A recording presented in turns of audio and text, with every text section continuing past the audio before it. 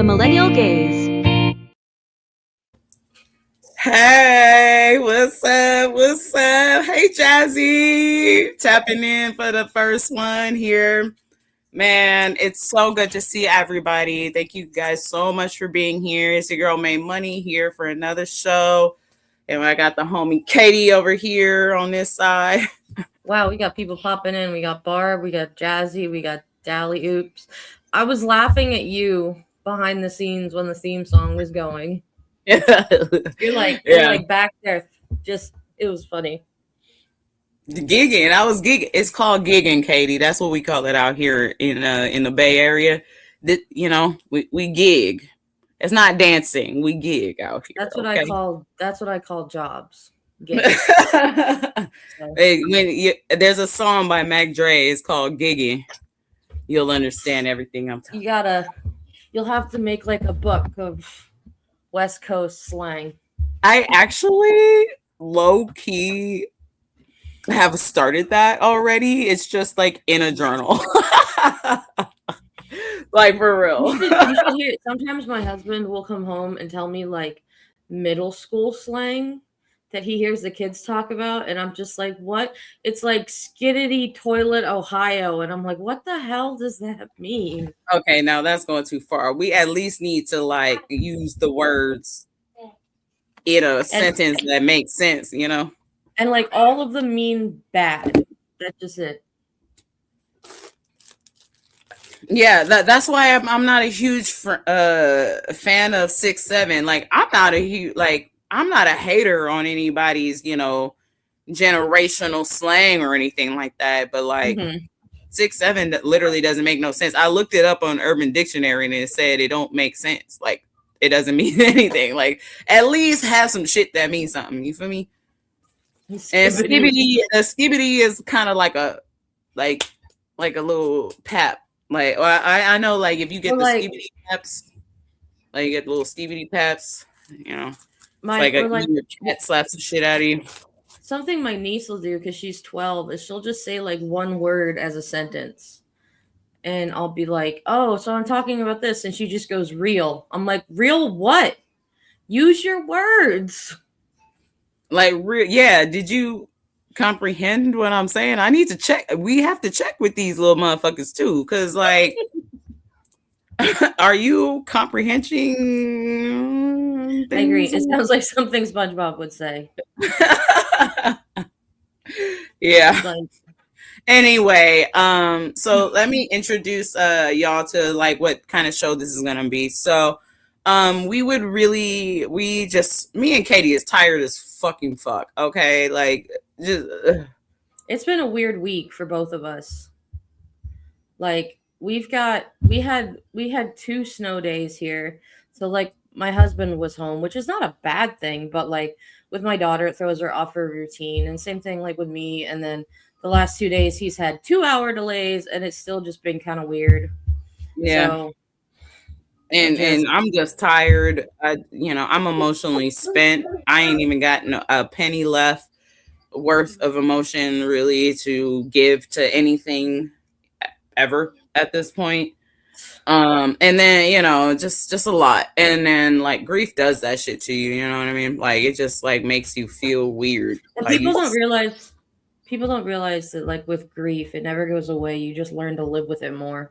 It kind of gets lesser, but my years and my years of reading tarot really taught me a lot about because I discovered tarot during those times. So anyway, but yeah, exactly. Our show today, we decided like let's have a hangout. Y'all are feel free to ask us anything in the chat. We're gonna be as open as we can will allow ourselves to be. I'm a fucking open book. I don't really got shit to keep to myself private, especially in these days where you could fucking just be blown away in the middle of the street for no reason. Like Barb says with grief it never goes away and it's hard to adapt. It is. Yeah. I mean, there's been times in my life where I've had people or things that have happened. It's some things have taken me years. Some things it's like you never get over. It's just there, and some days Mm-hmm. easier than others. So Yeah, for sure. And we then do also, we do have a little bit of news to talk about at the top, but after that, go yeah, with that your that stuff. that was what I was gonna say. We do have some stuff we have to just kind of like alert y'all about because unfortunately it wasn't really covered on Don's show. We were kind of anticipating being on Don's show and whatever, but that didn't happen. Maybe tomorrow or whatever. But hey, what's up, Angry Army Vet? And yeah, so we encourage you, first of all, ask any questions, put whatever responses you have, share your stories. And yeah, we're just gonna hang out with y'all and like sprinkle in some news and some fun stuff. This is gonna be just like a episode where we can just take a break because me and Katie are fucking tired. And man, that I was where yelling do you at want the to start? Because I actually want to start with that Hakeem Jeffries fucking bullshittery that we saw Oh on. my god. I was watching it with my husband, and like I was yelling. I was just like yelling at the TV. I'm like, "What is this?" I'm like, "I don't care what you have to say. Just do something. Do something." Anything? I don't know. Or you know what he can do? Shut the fuck up and sit his ass the fuck down. He could I do mean, that. at least at least today what was it? The Senate voted no for something with ICE, I think, and it's like big fucking deal. What's going to happen is they're going to shut down the government again. But I guess this won't be as bad of a shutdown for like employees and stuff. But still, like they're gonna shut the government down for like 20 days and then they're gonna cave. Do And y'all then remember what the fuck happened last time they did this shit? ugh. Yeah, and then Man, did you guys, for those of you who watched it, like did you guys notice they didn't show any comments when not he at all. was up there? None at all. Like I was watching the chat. Oh, the chat had a lot to say. I was like, Had woo! his ass fricasseed, dude. Had his ass sauteed, flambéed, baked, roasted. I don't know, whatever, however y'all like to cook it. Fried. His ass got obliterated. Lizzie He said, probably still crying in the car. Lizzie said, I was thinking of both of you Oh, that's funny. during that. Thanks. And the Democracy Jesus says, I knew when Jeffrey showed up on there that it was going to be performative. Oh, yeah. Yeah, because his team would be salty about it. Like when we were on the show for Eric Adams, and then like there was that whole thing where they had to literally take us off of YouTube because the his team like He was mad. didn't expect us to like actually say our piece. Oh yeah, we handled that shit quick and in a hurry. Oh, Democracy Jesus. I seen him in the chat earlier. Boo boo, boo boo. Hi, Mike. How you doing? That's how I do every time I see Mike. I be like, hi. Glad you're still here, buddy. What you up to? I love okay. Mm. I loved watching him in the Jack Smith stuff when he like went to blows with the one bald dude that like apparently he literally was telling Mike Finone he was gonna rape his daughters and stuff like, Oh yeah. and Mike Finone was like, He was about to put hands on that motherfucker. no, it Luckily, the was dude that was holding him back was actually like a big motherfucker. I don't was know it who that guy was. Harry Dunn. He was also a cop Yeah, on January dude 6th. is humongous. But yeah, if it wasn't him and somebody that actually contained him off of that dude, it would have been a different situation. I'll let you know that right now. I was right. Also, can we talk about Ilhan Omar, how she was about to put hands too? Well, so why don't we show that since we're talking about it? Let me find Okay, it. yeah, let's go for it. Because that was chef's kiss. I was like, girl. Like, okay, girl. Let's go. That would be me too. I'm like, fuck that security. You better get your security guard to help you out, bro.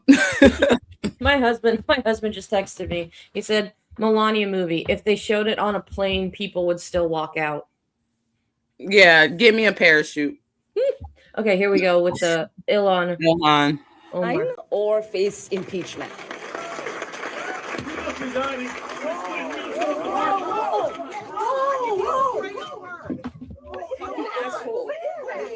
I don't know.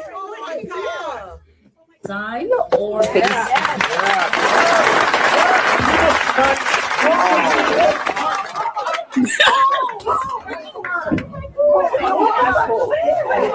I don't know. No. Okay, so Jazzy, so people are talking about who he looks like. So I want to show you guys who I think he looks like. And please tell me if you agree. Bam Margera, well, that's a fucking blast from the past. Right? What was it? Hold on. Here, I'll post up her comment. I didn't really see the guy. I just seen her be like, I'm about to fuck you up. You better get my security guard to help you out. Because she was about to put hands on that motherfucker. So, if you guys have ever seen Men in Black, this is who I just watched it the other day. Oh, you thought you looked...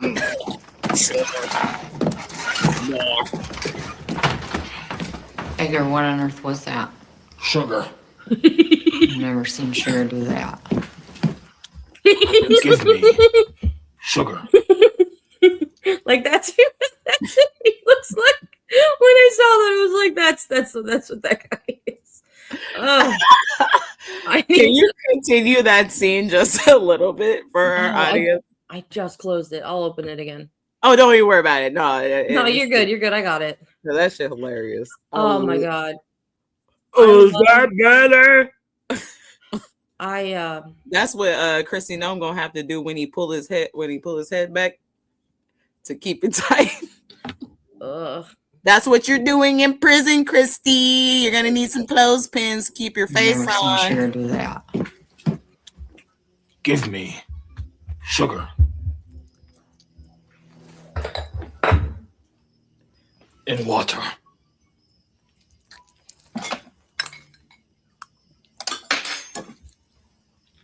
More. More.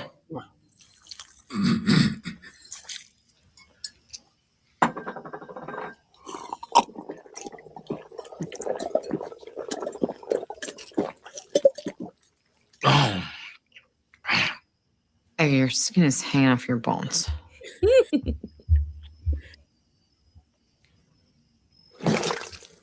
Ew.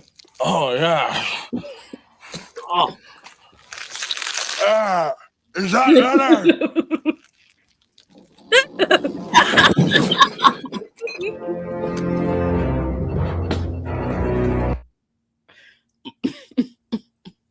That's gonna be your face in prison, Chrissy. That's like I was gonna say in South Park when like her face falls off and runs away. I highly recommend on Dog Show that she's gonna need some clothespins. Like I highly recommend those movies. They're really funny. Especially I think it's the third one where they go back in time and Josh Brolin plays the best K. Oh my god. He plays young K and like their mannerisms are the same. It's but anyway, the thing I wish we had from Men in Black was that thing that would make you forget shit. Yeah. Ugh. I could use that shit too. Or maybe like a little bit one that's a little bit lesser of a dose, like one that just make you forget the day or something. Oh wait, that's alcohol. Never mind. Ugh. I swear. I keep telling my husband, I'm like, bring something to the hospital once this little girl's out. Because I picked the worst time to stop drinking. Wine is what you're gonna need because it won't harm you that much. And then also like so when you're through the process, that would probably be like the safest out of all of them. I think Jazzy says, didn't Men in Black have Michael Jackson? I think it was the first one. Is either the first or the second? So did one of those have Michael Jackson in it? I think it was the first one because they were like, I think it was the first one because it was when like Will Smith was like touring the center, and he's like, and they had that whole dance thing. at like the music video at the end. So, and the Yeah. dance movements look like they could have been Michael Jackson-ish. I I still like actually didn't know that, but I laugh. that would I always make- laugh at that movie when he's in like the training and they're all shooting like the aliens and he shoots like the little girl. They're like, "Why'd you shoot the little girl?" He's like, "What the hell is a little girl doing out here in this shit?" obviously suspicious. And then he drags the table. It's like, and everybody looking. My favorite is in the second one when they shake the dog and the pup. He's like, ay, ay, ay, ay, ay, ay, ay, ay, ay.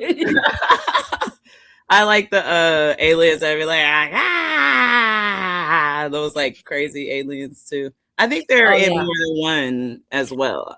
I think they're in all of them. Yeah, At some they're point. like a fan favorite for sure.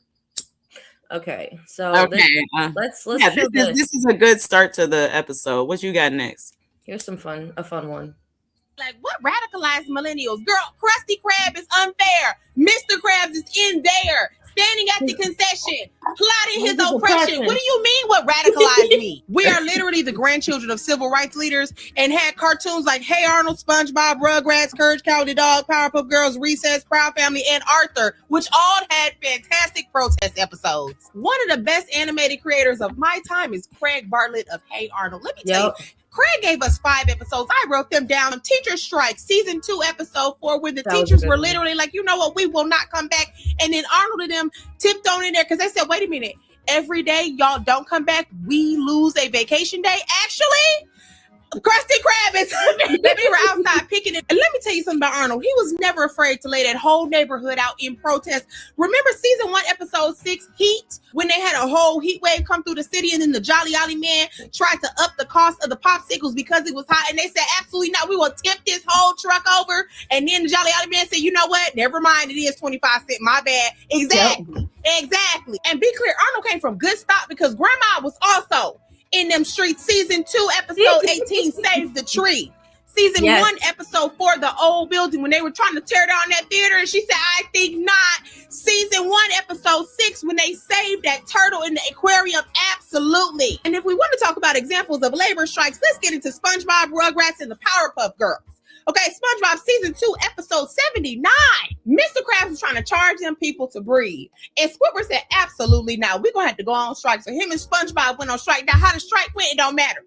It don't matter how the strike went. It's just the day they decided to exercise their right in Bikini the Bottom. And then season 7, episode 6 of the Rugrats, Angelica's Last Stand, when Angelica tried to open up that lemonade stand talking about, I want to make some money because we're poor, but she didn't want to pay the babies. And Susie Carmichael came around that corner like, excuse me, what are you doing? Absolutely not. She taught them babies to stand up for themselves and make sure they was being paid because Angelica was being what? Exactly. And if we want to get into other girls that had to stand up for themselves because people were trying to take advantage of them, Powerpuff Girls, Toot Poop to Puff, season 2, episode 21. Because y'all thought that y'all was going to run the Powerpuff Girls into the ground. They said, absolutely not, girl. We'll let this whole city burn before we run ourselves to the ground. I'm going on vacation. And what happened to the city? It burned.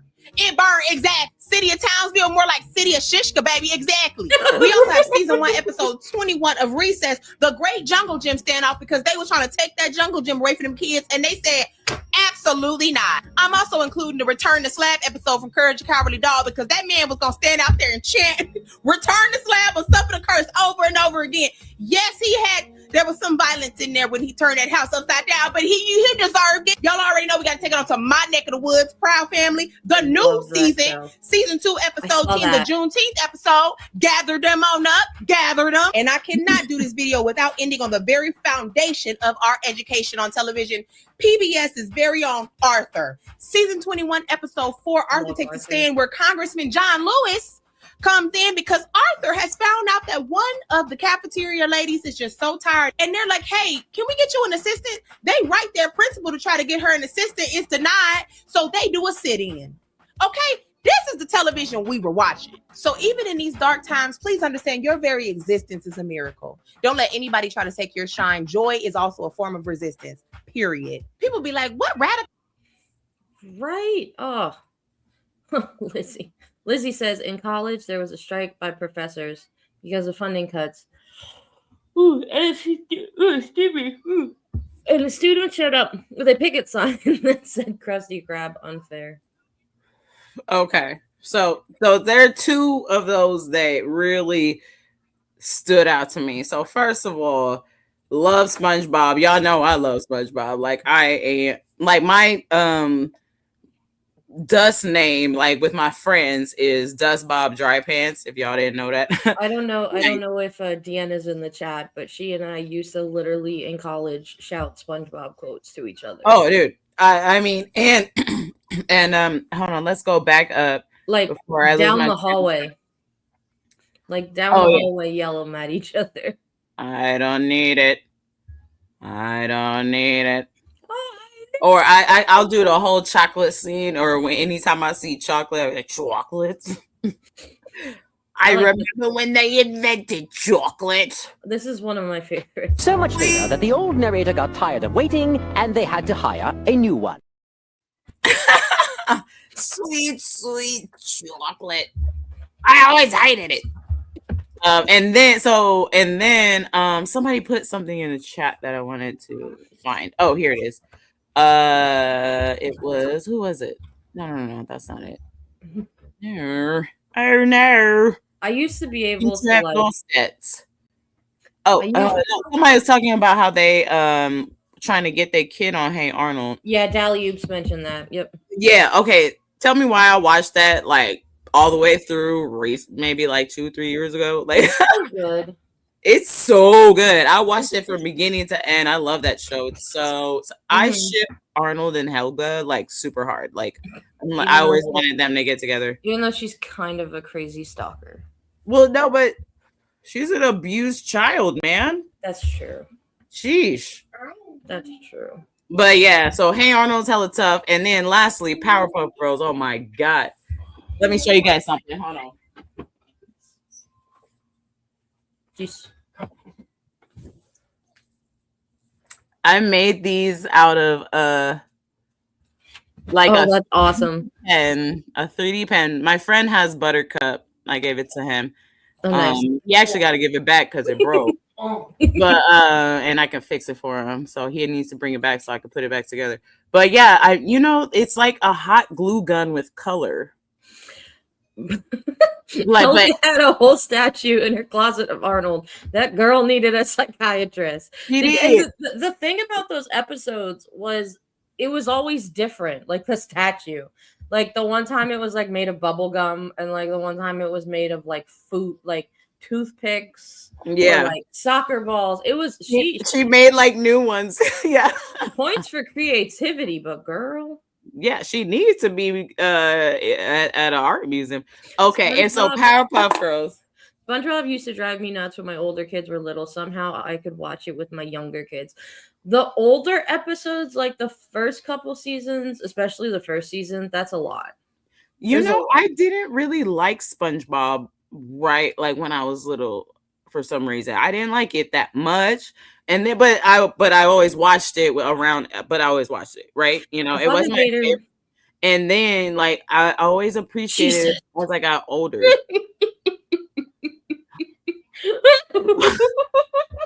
If you guys aren't looking at the screen, Pitchforks said, I always assumed Arnold's mom died because of the shape of his head. I never you ever watch that show defied science, because like he would have a regular shirt and put it on, and then like the collar would be fine. I like stretch my collars of my shirts out all the time. Bruh, that's terrible. Like that is a terrible image. Arnold is an orphan because his parents got lost. They died like Amelia Earhart and like were never found. I thought that he found them. I thought there was I don't know. I think there was recently a movie where like he found them. Oh yeah, and they were like lost in the jungle or something. And then did they die again or something? Because they didn't stick around. I don't remember, but yeah, I always laughed at like the grandma and the other residents. Grandma is great. The one episode that always hit me hard was when Arnold helped. What was his name? I think he was Vietnamese. The one resident. Oh, Mr. Wynn, Mr. Wynn. Mr. Wynn, he helped find his daughter, and I was like, that's a oh, cute one. Do you remember when Mr. Wynn like became like a huge country pop star? I could talk about Hey Arnold all day. I like how Invader Zim was never paying attention. Right. That show was. But I also wanted to bring up the Powerpuff Girls. Buttercup is my favorite, but I gave her to a friend, and he needs to bring her back so I can fix her. Gustavo, I'm talking to you. Anyway, but yeah, but the one thing that I want to say about them is that they whooped Mojo Jojo ass, bro. Like, do you guys remember when they broke into the jail after they whooped his ass to whoop his ass? Was that like candy? I never really watched Powerpuff Girls. Was Them that the bitches was monkey? Was that the crazy. monkey with the brain? Yeah, Mojo is Okay. the monkey with the brain. Yeah, bruh. So there's an episode where they got addicted to candy because the mayor gave them candy. Yeah, these are kindergartners or something. It gave them candy and they got like in as a reward. So then they started causing trouble to get candy as an like a reward, and they fucking beat the brakes off of fucking Mojo Jojo, and then he went to jail. And then they broke into the jail to beat the brakes off his ass again to the point where his brain was hanging out the hat, bro. Like, I'm like, these children are unhinged. And when I tell you that they unhinged, I work at an elementary school. And you know what? I'm starting to see where this shit is deriving from, because these kids be putting hands on people, especially the little ones, bro. They and the little white ones. But hey, bro, like Today I was very proud of my daughter because I picked her up from preschool. I usually pick her up a little early, and sometimes she'll want to go play in the gym with everybody. So she's in the gym with all the kids, like running around. And this one little boy, comes up to her and starts to like try to pull her hair and grab her. And she was like, boundaries, bitch. I'm going to push you out of the way. I've never been more proud.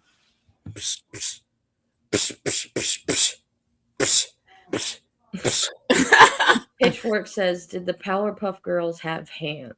They didn't have hands, but I actually, it's probably better that they didn't, because they would destroy the entire world, like, for real.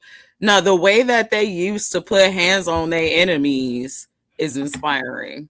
If y'all don't know that episode, look it up. It's really fun, and I'm pretty sure you can get it for free if you have like Amazon or Prime Video or something, or you can find it somewhere. It's on one of your platforms.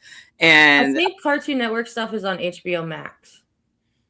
I don't know what episode or what it's called or where it's at, but it's pretty much when they get addicted to candy and they go around.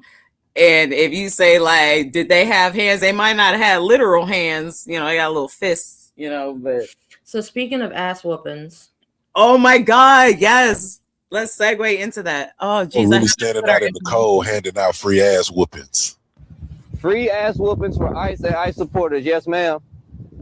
You can sign up right here or sign up your husband's name if he is an ICE supporter. We will gladly whoop his ass.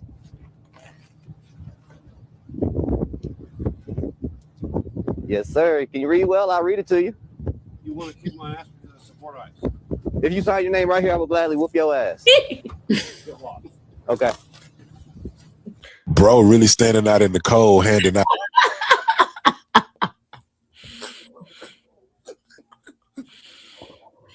Can we watch that again? Our free ass whoopings. Free ass whoopings for ICE and ICE supporters. Yes, ma'am.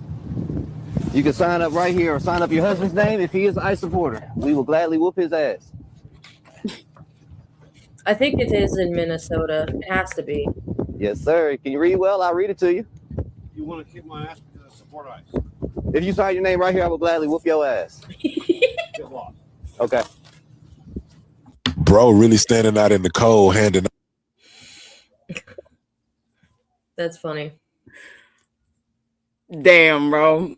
I'm sure he gonna say, he says sign your name for this ass whooping. That's I how wanna- you know when a motherfucker is done with you. That's when you need to just walk away and don't say shit. Sign is here. Date here. Date here. Don't forget the date. I just want to get some more like. Can I see your ID? Okay, Mr. Billy Bob, Kellyanne, Susan McGee. Thank you. Now I will gladly put these hands on. Jazzy says, I like how the guy said get lost, but he was the one who walked away. Did y'all also notice that he had a limp until he like walked away? Then like he could suddenly walk perfectly fine. He says, sign up for what you deserve, my bitch. Oh, I love this guy. He's been really getting me through a lot. And the thing Thank says, you. Hey, I think his name is William. Hey, William. Dude, Mr. William.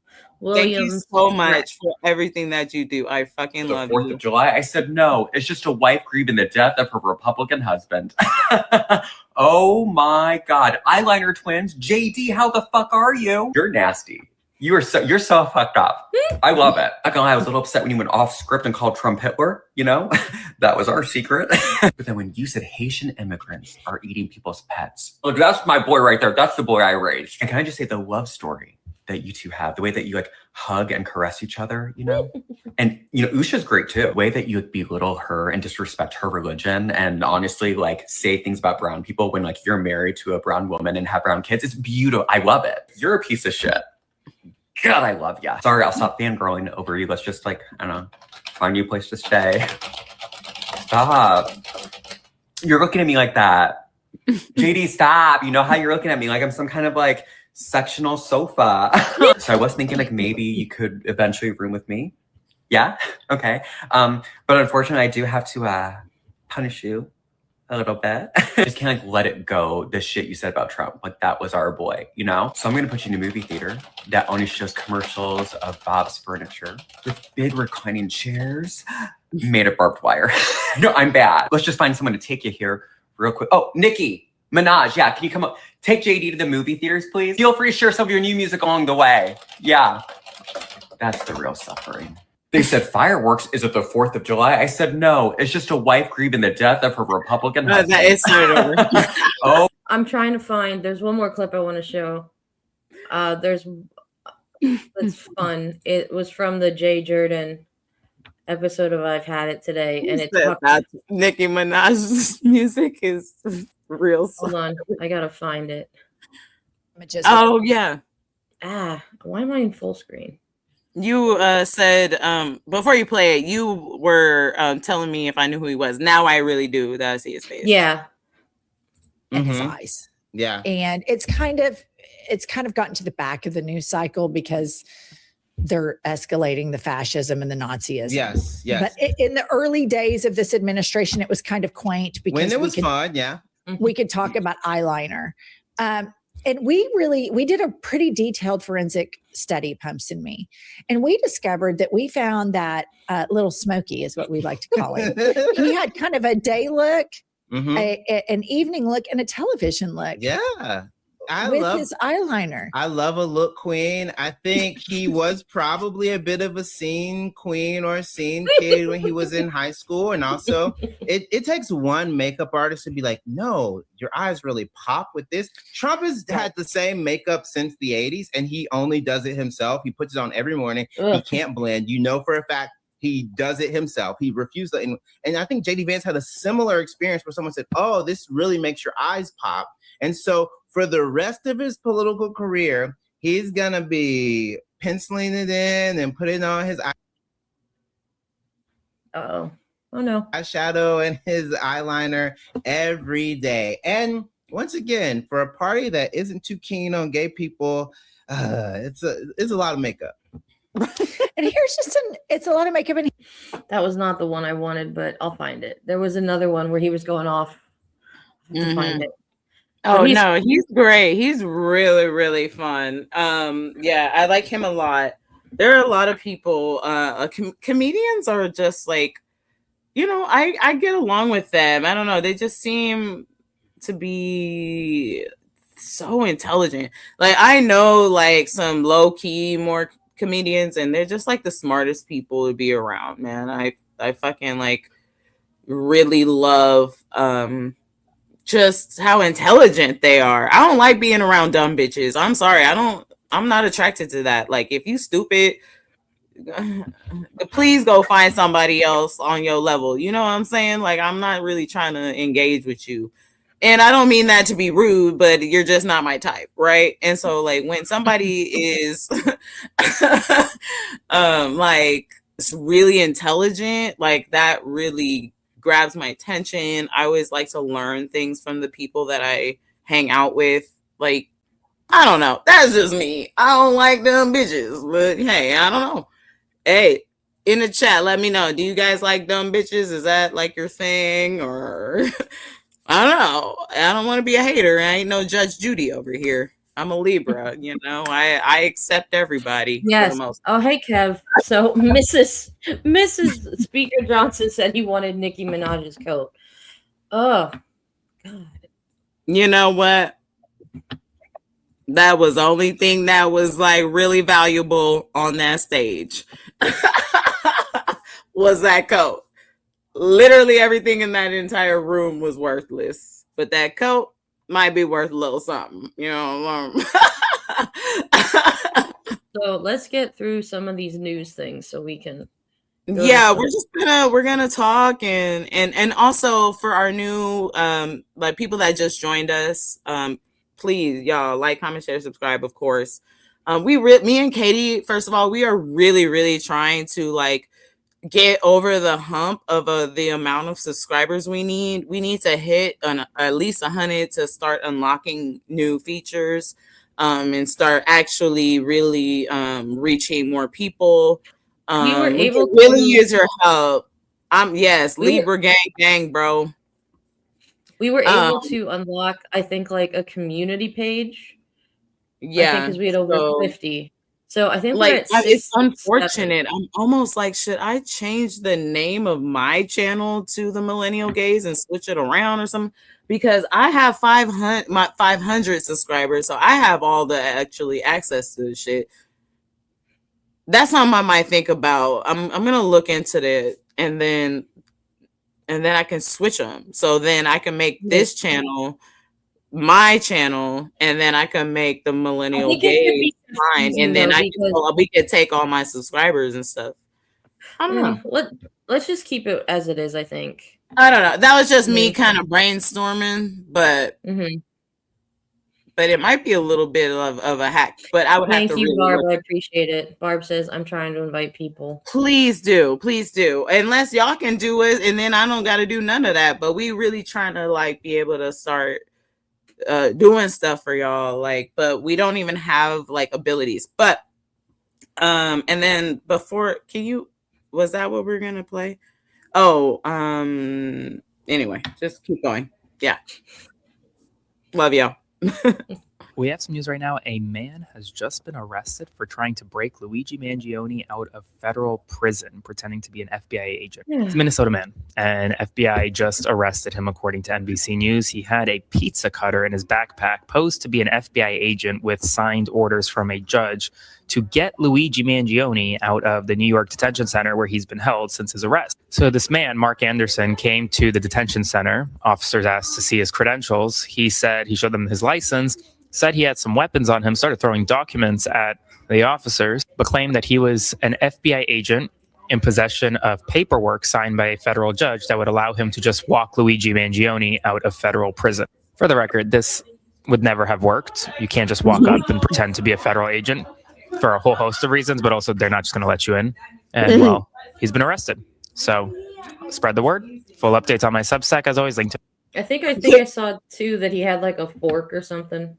Can you tell that Aaron was laughing hella hard while he looked to that?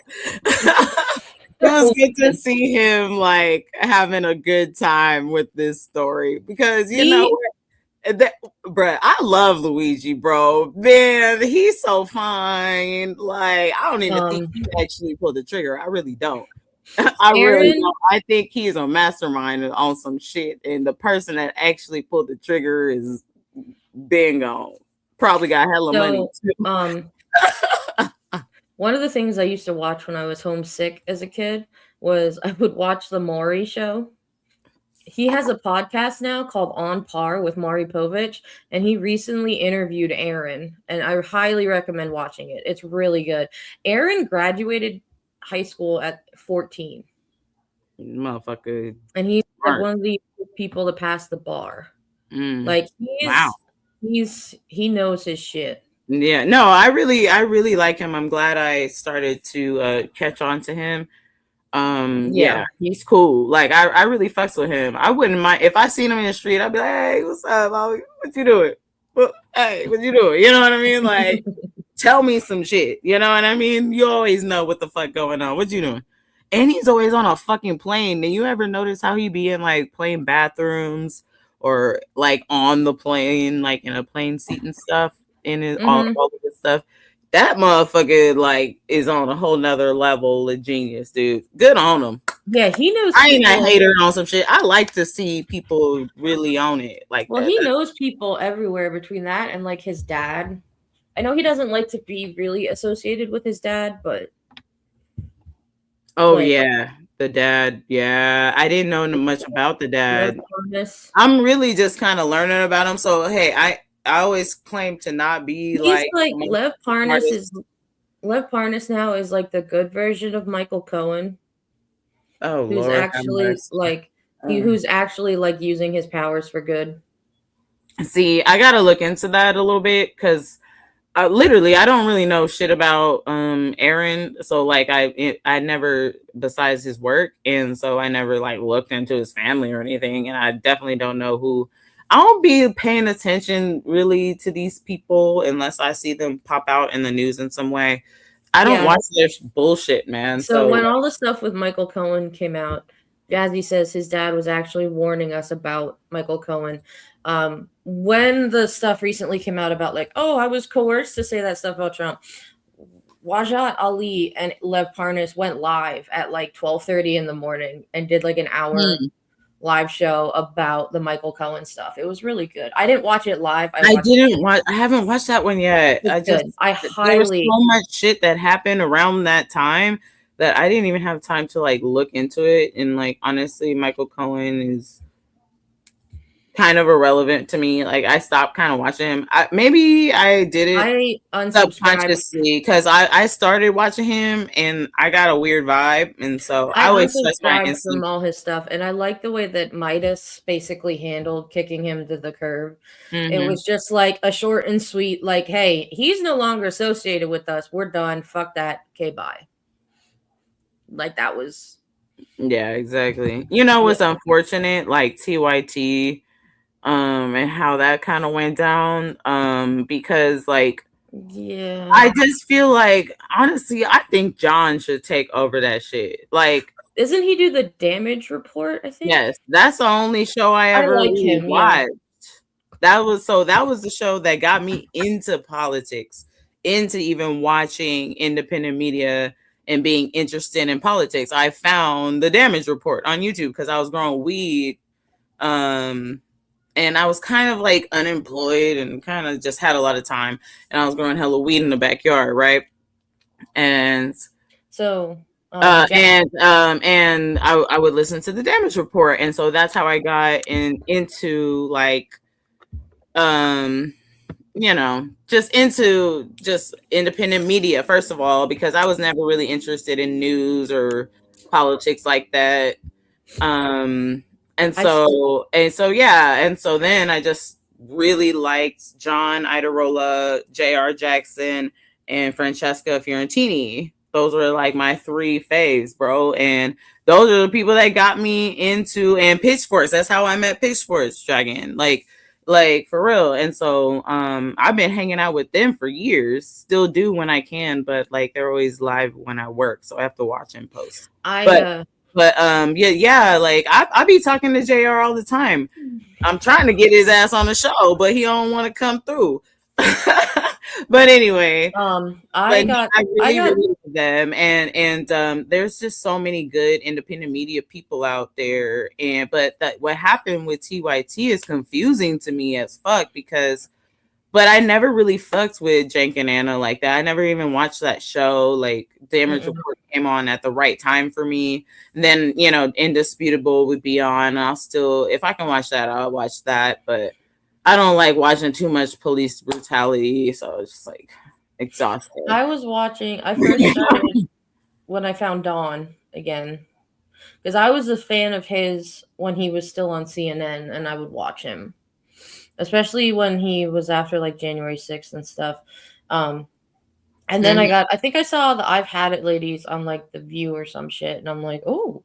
And then it just went from there. So Jazzy says, I knew something was off with him, Michael Cohen, when he was defending Trump on the Epstein stuff, but said long time ago, Trump hit on his daughter, who was like 14 at the time. Yeah, I should have kind of. I thought the same thing the whole time. I'm like, how can he say he doesn't know Epstein? Like, we know. And then Pitchfork says, I can't fucks with Midas Touch. Michael Cohen was one step, but imagine watching the train wreck that is the Trump administration and every video being clickbait bullshit. Trump's running scared. Yeah, I like Jack Cocciarella, but I hate his titles. They are like his titles for shows. They're very clickbaity. Very clickbaity. Yeah. And he never talks about what the fuck is that. They do that shit too. Yeah, and Pitchfork says John and JR are dope. Jank and Anna are trash. There was an episode of Secular Talk, or not Secular Talk. Oh, I'm sorry, I didn't drink enough water today. Kyle, who hosts Secular Talk, will do a show. I think it's like Crystal, Kyle, and Friends, and they had a thing where they were debating Jank, and it got off the rails, dude. It was crazy. Yeah, no, he's so angry. He's loud too. I'd be like, bro, I gotta turn you all the fuck the way down because he's always yelling at people. Yeah, I also feel that way too because I feel like I have to yell at my computer because my microphone is so terrible. I need to figure out a microphone thing so that we can. I only watch Ben's videos on Midas too. Hey man, if y'all got like some microphones on the low that or like something extra that you could spare, Maymoney need a microphone for real, like so that our program could be a little bit better. But anywho, just plug it. Kyle doesn't really do the clickbait titles either for his stuff. No, he doesn't. Like I like my shit to like tell me what's gonna go on when I click on it and so that I don't waste time fucking waiting for some shit that ain't going to be talked about. You know what I mean? Like, I don't know. I just think that's just regular schmegler shit that people should do. Can we use words the way that they're supposed to be intended to? Again, I don't know. Are you talking about Kyle, Jazzy? Because like he does not hold back, and I'm here for it. Yeah, there's a lot of that. Like, I never even, girl, when I tell you that I didn't even fuck with CNN at all ever until the when there ain't shit else to do. And so I turned on CNN. And that's why I was like, oh, I like Don Lemon. I like him a lot. Like, he's that was cool. where I watched all the January 6th coverage and like. There wasn't nothing else to fucking do, and so I would watch. So I watch the damage report, and then I go to the stove, I eat some food, and then I turn on CNN, and then late at night, like, cause Dawn, in my time at least, comes on at would come on at like 7, 7 or 8 o'clock. 10. It was like a later night, and I was like, okay, let's catch up on the news, and I liked him and Chris Cuomo's crossover. Me too. I liked their bromance, and when I heard like they stopped, I was very sad. Skedaddle. Yeah. Like, ew, but you and your nasty. So that's how I found Don, and then of course I continue after he got booted. I was like still online, so I actually caught up to him on the Don Lemon show quick because I was already on YouTube, Mm-hmm. you know? And Jesse Dollamore is pretty good. I don't know who that is. I do too. I like him. I like Rachel. I like Rachel Maddow. I'll share a video of Jesse Delmore with you, Katie, if you don't know who he is, because you'll like him a lot. Yeah. I liked Rachel Maddow when she did the first 100 days under Trump, and she did not hold back. I like her, but I never watched like which one is she on again? She's on MS Now, but now she's only on Mondays. But for the first 100, you gotta take some fucking medicine to even watch that show. You got MS disease. What the fuck going on? Where the BC at? Yeah, Rachel's a badass bitch. No, I do like her though. She cool. Yeah. She so let's keep. She needs to go get her own show. I thought this was a hangout. We can go as fast or slow as we want. Okay, let's go to a next video. I stopped watching CNN after that bitch Anderson Cooper was horrific to Kathy Griffin. Kathy Griffin is hilarious on Threads. I didn't see that. She goes hard. Okay, so before you press play, let's introduce this video. This is a kid. These kids out here. And then, you know what, after this, I'll tell you guys the story about like what the fuck is going on at my school. So go ahead and play this and let's roll it. I don't have a written speech, but I have a lot to say.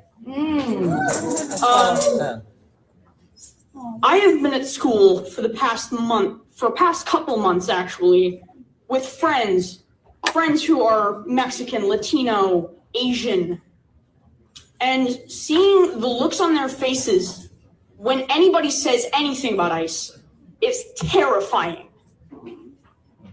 And I look up to people like Greta Thunberg and Malala Yousafzai because they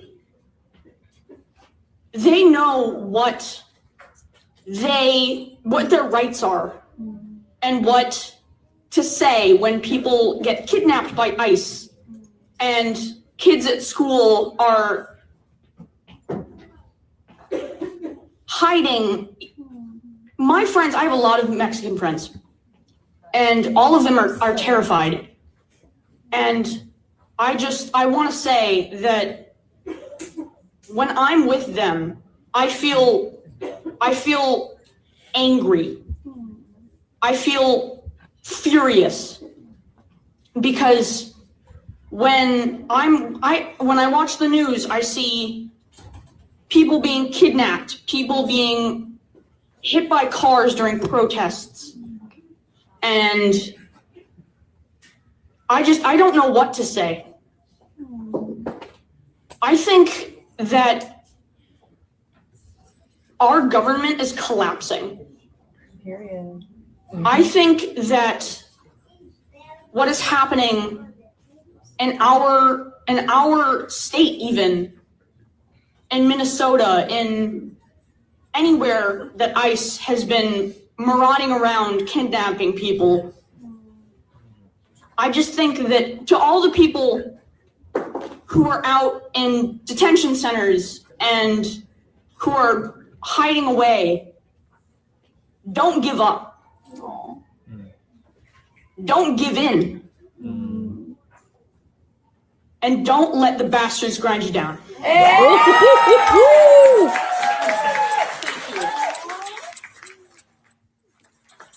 That is, if you don't know, that is literally a quote from The Handmaid's Tale. Don't let the bastards grind you down.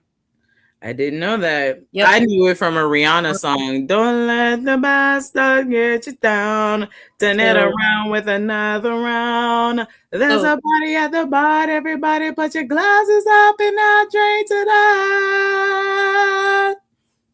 that. So Pitchfork says CNN, MSNBC are both too milk toast for me. You don't gotta be both sides on everything. Sometimes you can say MAGA's full of shit. Since they changed to MS Now, they're way less both sides.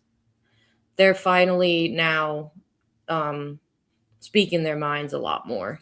Oh, so they needed to get rid of the NBC. Okay, cool. Then fuck all that. The MS Now all day then. Let's go. Barb says a Somali high school student spoke at city council Monday night. It damn near made me cry hearing how afraid the students were finals week because the goons were lurking nearby. Why wouldn't you be afraid? Why wouldn't a child be afraid with what is happening to the what they see it sooner than we do? Yeah, like Jazzy says, this makes me feel shame to see kids are seeing the same stuff we see and still have to go to school and be a kid. This is not fair that their childhoods are going to be about fighting a fascist. Absolutely. But the fact that in kids, it's hatred is learned, but you know what? So is empathy, and kids see it like it is. You can tell them stuff, but they're gonna believe what they see. Absolutely. Those are the most people. Like those are the most trusting people. A kid will tell you exactly what the fuck is going on. Especially at that age that young man is at. Like that's a very, very impressionable age for sure. Mm-hmm. And like, there's one thing that I want to say since we're talking about the children, I want to get because this is our hangout and like ask questions. Also, I forgot to tell you guys, please, any questions that you guys have, throw them in the chat. This is an episode to talk to y'all. Because we're not trying to really be all up in the news right now. We don't want to like be all up in it. We want to really. Barb says that they've been stalking all the schools here in Mankato. It's sick. And Jazzy, I agree. If it's not school shootings creating trauma, it's ICE taking their friends. Yeah. It's fucked up. And even just on a regular like day, let me tell you what's going on the school that I work at right now. Okay. So basically I work at an elementary school, Redwood Heights Elementary. Nice school. Good, great, amazing teachers, safe, wonderful community.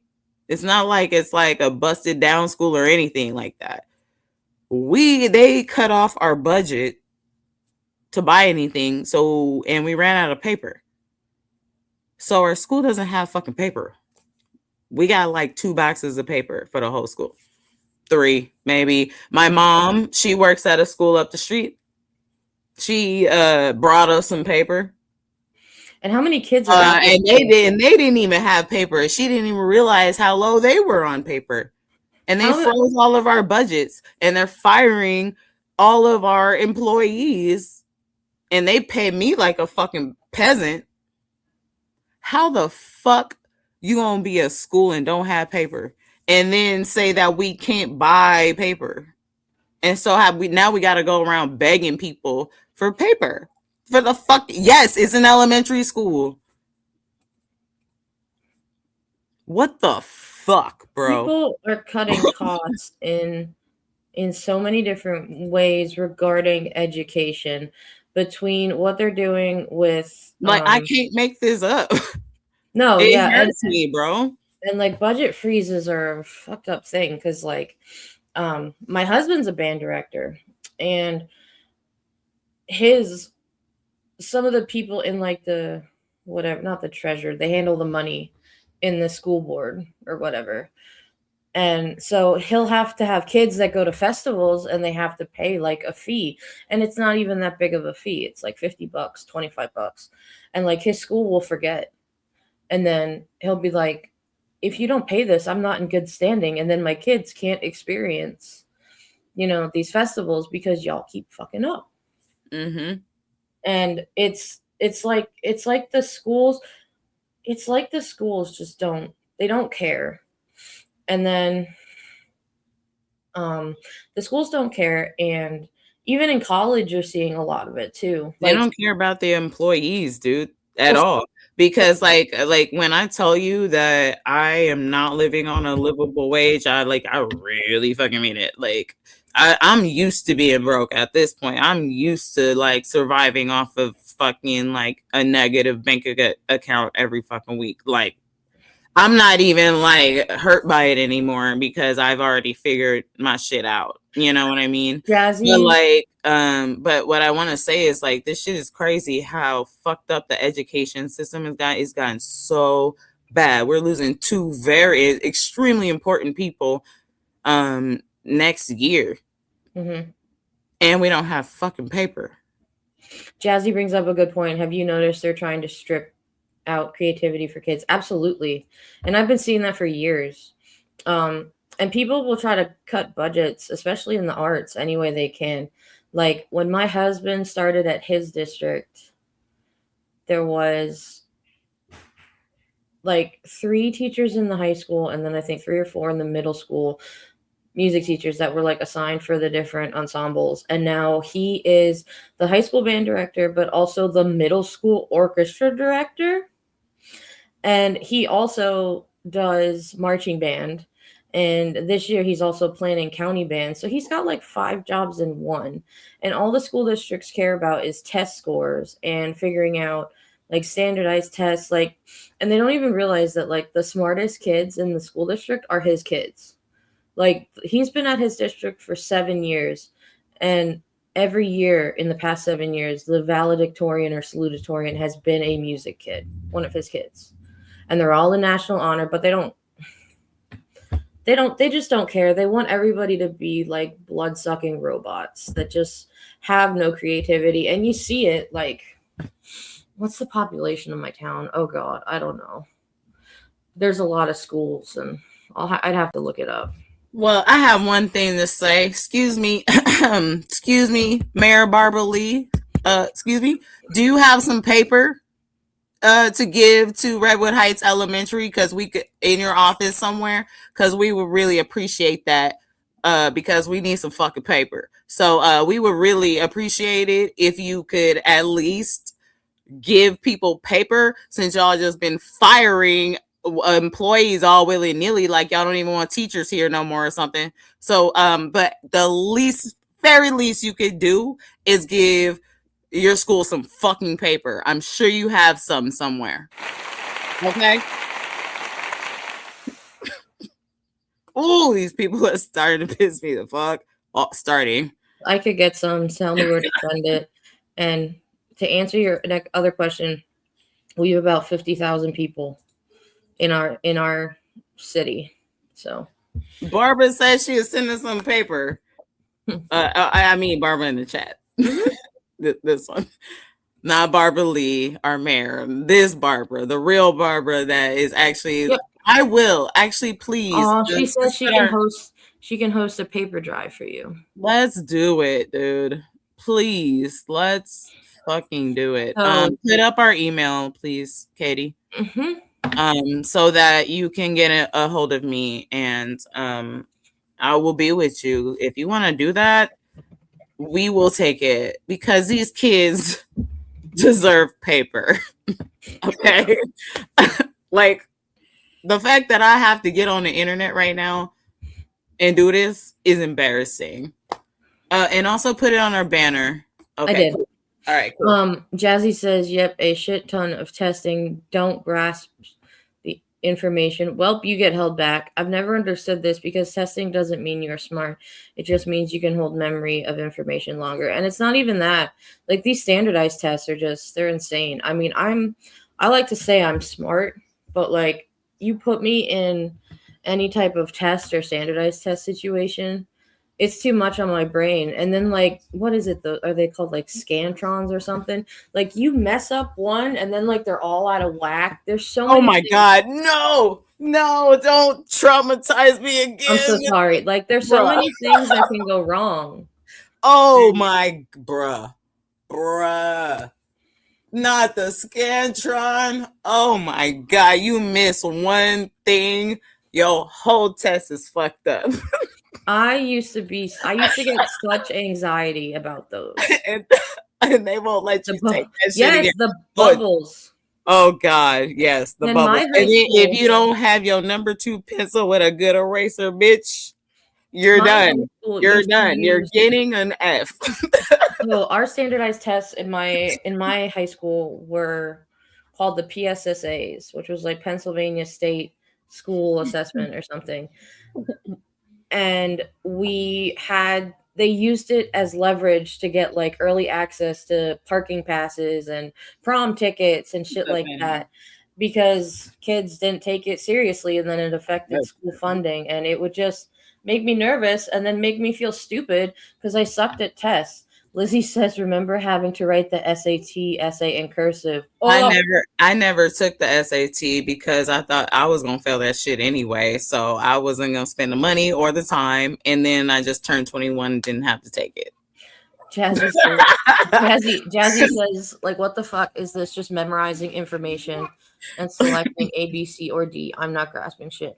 I always did the worst on the like the reading comprehension things, because just with my hello Eddie Roman Rocks, welcome back. What's up? Thanks for being here, homie. Right? It doesn't matter anymore anyway. Like, they don't even in school, there's so many things they could teach us that like they never teach us, that we have to learn and then fuck it up in real life. Dude. But like for me, like with my ADHD and shit, which I didn't even know I had back then, I was so bad at like reading comprehension. I could read it, but I would have to reread it like 6 times.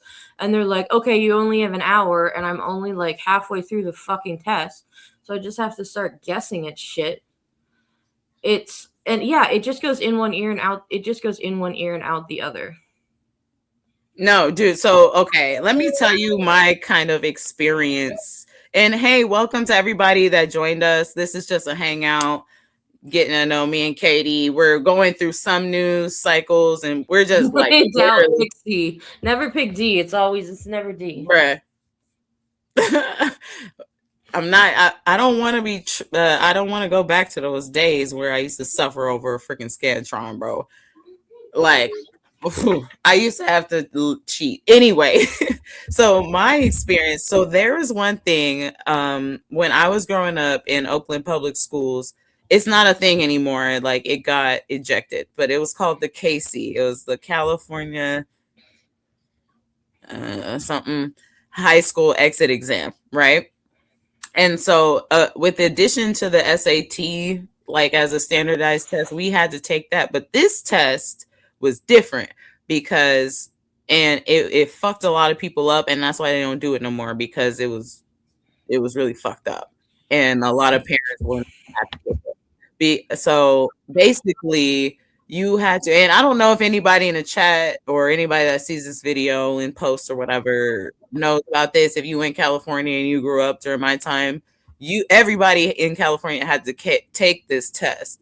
And it was 2 sections. One was math and one was English. I'm really good at English. So I actually pretty aced the test like at 99%. I only missed 1 question. In my math, I failed. And if you don't pass a portion of that test, you couldn't graduate. Even if you had a 4.0, if you was the best top quality student in the fucking world and you didn't pass that test, you couldn't graduate. And that, first of all, that's stupid. That's the dumbest shit in the world. I literally missed 1 question on the English portion because I'm very good with the English stuff. Failed the math test.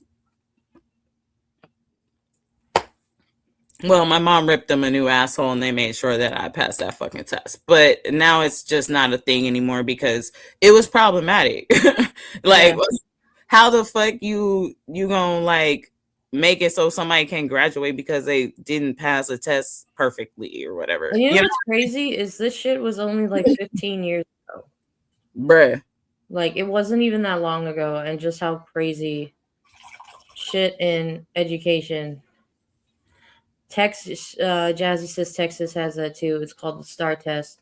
If you don't pass, they will keep holding you back. I think that, I forget what Pennsylvania is. I think there's like some type of. I'm just walking off screen. I'll be right back. I think there's some type of like requirement exams, because I know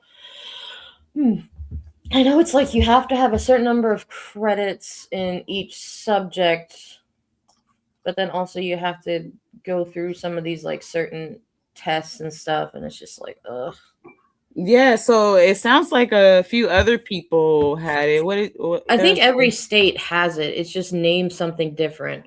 Yeah. Kind of like So y'all, Jazzy, does Texas still have that, or did they get rid of it? Because it was so problematic. People were not happy with that shit because literally there were people that had 4.0s that slipped off on a test or something and couldn't graduate. And so that you guys still have it, like let us know in the chat, like in different places. Well, and you know what was fucked up? But we don't got that shit no more. I don't know if they still do this with like the PSSA standardized tests in Pennsylvania, but when I was in high school, they made everybody take those tests.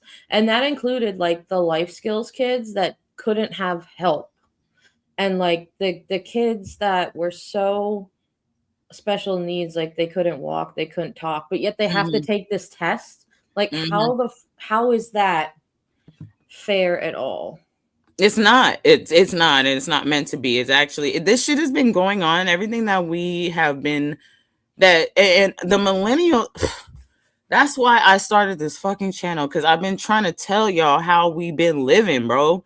We've been trying to tell y'all that this shit is fucked up, bro. Like we have been living through the most fucked up shit for a while now, and nobody been listening. Like the stories I can tell you about my school upbringing are insane. Okay, like 11 on the show.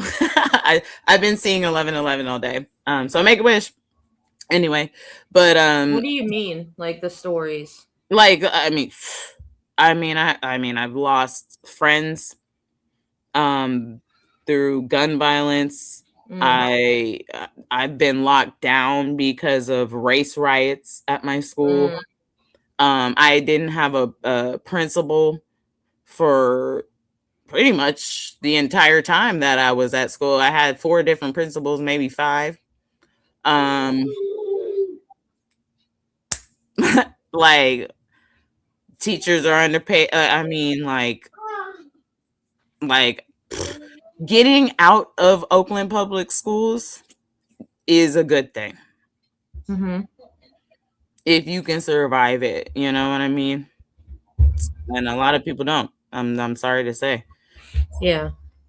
And let's look at what Pitchfork has to say right here. So he says the boomers want a generation of servants, not contributing members of society, not to throw the olds under the bus. That's pretty accurate. And especially it's a lot of that generation of like, well, we're your parents and we're old now, so you got to take care of us. Fuck whatever else is going on in your life. They don't even like ask, like, hey, like, so why do you do this? Or like, you know, they don't even ask anything. They don't even know anything. Like, what do you think it's like to grow up like this and still be all fucked up, like with literally no future? Like, for real. It's fucked up. I need some. What are you doing? So yeah, like I don't know, and I don't want to like shit on boomers or anything. Like I actually really like all my friends. I ain't a hater on nobody. And so it's not all boomers, but but I will call you out on your bullshit. And I feel like y'all just abandon everybody under y'all. Y'all are a very selfish ass generation of people. And I think you have every right to be that way because of everything that you fought to get what you got, like especially Black people and people of color, and a lot of change happened. So yeah, you have a right to be proud and but like, can you at least pass that shit down and at least like, because now you just left everybody else out here to die. Like that's how I kind of feel. Like it's pretty fucked up. All 3 people that I know of, Keith Porter, Renee Good, and Alice Petty, were all millennials. Keith Porter wasn't. Yes. Oh no, he Gen X or? I think he was in his 70s because he's got maybe. I don't No. think Look it up. Maybe I'm thinking of something else. I don't know. Keith Porter I was don't know. the black dude that died on the Yeah. 31st. No, he definitely was not 70. I think he was like 38 or 40 or something like that. 43. Oh, he's 43. You're right. I'm sorry. Yeah, that's right on the We're cusp of so- millennial. That's actually pretty much like literally a cusper. But yeah, I'm saying like it's us that have been bearing the brunt of this the entire time. I was 9 during 9/11. You were 9 during 9/11. Me and Katie, if you guys don't know, we're the same age. She's only just like a year older than me or something like that, right? Your birthday coming up in what, April? April. Yeah. Yep. So yeah, my birthday in October. Me and Cardi B are born on the exact same day. Anyway, let's play another video. Barbara, I questioned me going to college because I felt like I could have just bought all these textbooks and taught myself the information. You know what, Jazzy? I feel that. You want to discuss that right now because I actually would like to address this. Because like You go I feel that way about some of like the gen ed classes I had to take, but they're for me for being a music major, and that's a performance. Like that's a performance art kind of thing. Mm-hmm. Yeah, that's a little different, and I am grateful for that because I there's a lot of stuff don't couldn't agree have with learned. that though, Katie, because like when I say like I did not take the SAT, I didn't even try to. I didn't even do the PSAT. I got forced to take the PSAT. I felt that shit so terribly. It was I was like, I don't want to take it. Like, I'm not going to pass the math. Like, I don't have the support I need to pass a math test like that. I just don't. It's going to fuck up my whole GPA. I didn't even actually take math my senior year because I knew it was going to fuck up my GPA. I was going to fail it. And so I didn't even take it. And I didn't have to because I passed with a D in intermediate and algebra. So I barely scraped by with the skin of my teeth by cheating on the test, by the way, to get by with a D instead of an F.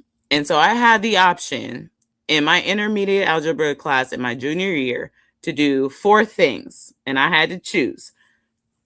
1, my friend, he handed me a napkin with all the answers to this Scantron that I had to fucking put answers on, right? So Wow. 1, I have a napkin with answers on it. Okay. I got 4 options. I can use this napkin and get caught using it and fail the class. I can use this napkin, all the answers be wrong, and fail the class. I can use this napkin. There was one more thing. I can use this napkin and Use it to cheat and at least pass it. And use it to cheat and at least pass it. That's what I did. And I passed it with a D.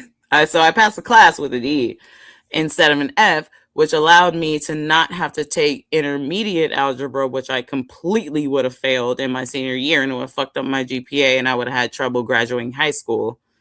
And so I scraped by, and then I didn't take intermediate algebra, and so I only had 5 periods during my senior year because I was like, no, I'm not doing it. And then I didn't take the SAT, and then you don't have to take it after you're 21. And then also Jazzy mentioned something like she's thought about not going to college, and I applied. I was thinking about applying to places. I was like, no, I want to go to community college. Like, first of all, I'm not gonna.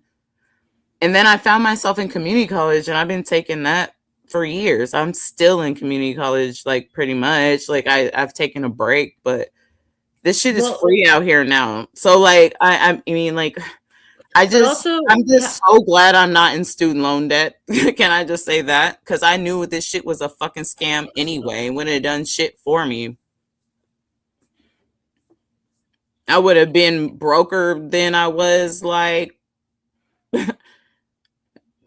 they firing people with certificates. I don't even have a certificate and they firing people that are certificated workers. So Jazzy and Barb are having a really nice conversation in the chat. Okay, let's fill us in. Let me shut Yeah, the fuck so up. Jazzy's talking about, I honestly didn't learn much. It all came from the textbook. It depends on the subject you're studying in. That's what I was trying to say. And Barb was talking about, my baby loves to learn and I encourage it so much. I never went to college successfully. I did some, but not enough to get a degree. I just want her to be happy and successful. You are a good mom, Barb. Mm-hmm. And then Jazzy replies, her wanting to learn is a plus because that's all she needs to succeed. Just that will to learn and explore information. Absolutely. And then Barb says, my daughter is both smart academically and street smart. So she'll get far in life no matter what. You're a good mom. Pretty good. That's like me. That's me, Barb. That's like me for sure. Well, something that we need to encourage too, that I don't feel like it was an option for our generation. Everybody just kept saying, you have to go to college, you have to go to college, you have to go to college. We need to encourage like trade schools and like kids going to technical schools because those shop. I don't learn how to solder some shit. You know what I mean? I don't regret the way I went. I did 4 years of undergrad for music and somehow got through in 4 years, even though half of my class it took 5 years. I got through 4 years and then I went straight to grad school for 2 years. Now I do not have a full-time job. I gig, I play, I write music, but I'm also a mom, so I have that. But like, I had shitty things happen, but I don't regret the way I did it because honestly, the thing I liked about being a music major was there was a lot of structure, and I'm not good with just like being. It's taken me a long time to kind of be comfortable with that. Mm-hmm. And no, Barb, that's so sweet. Anita is my pride and joy. I wish I could put up a picture so y'all could see her. My pride and joy is in the other room. But if she comes in, I'll try to bring her on. I got a lot of pride and joys, man. Like, I love Oakland. So much.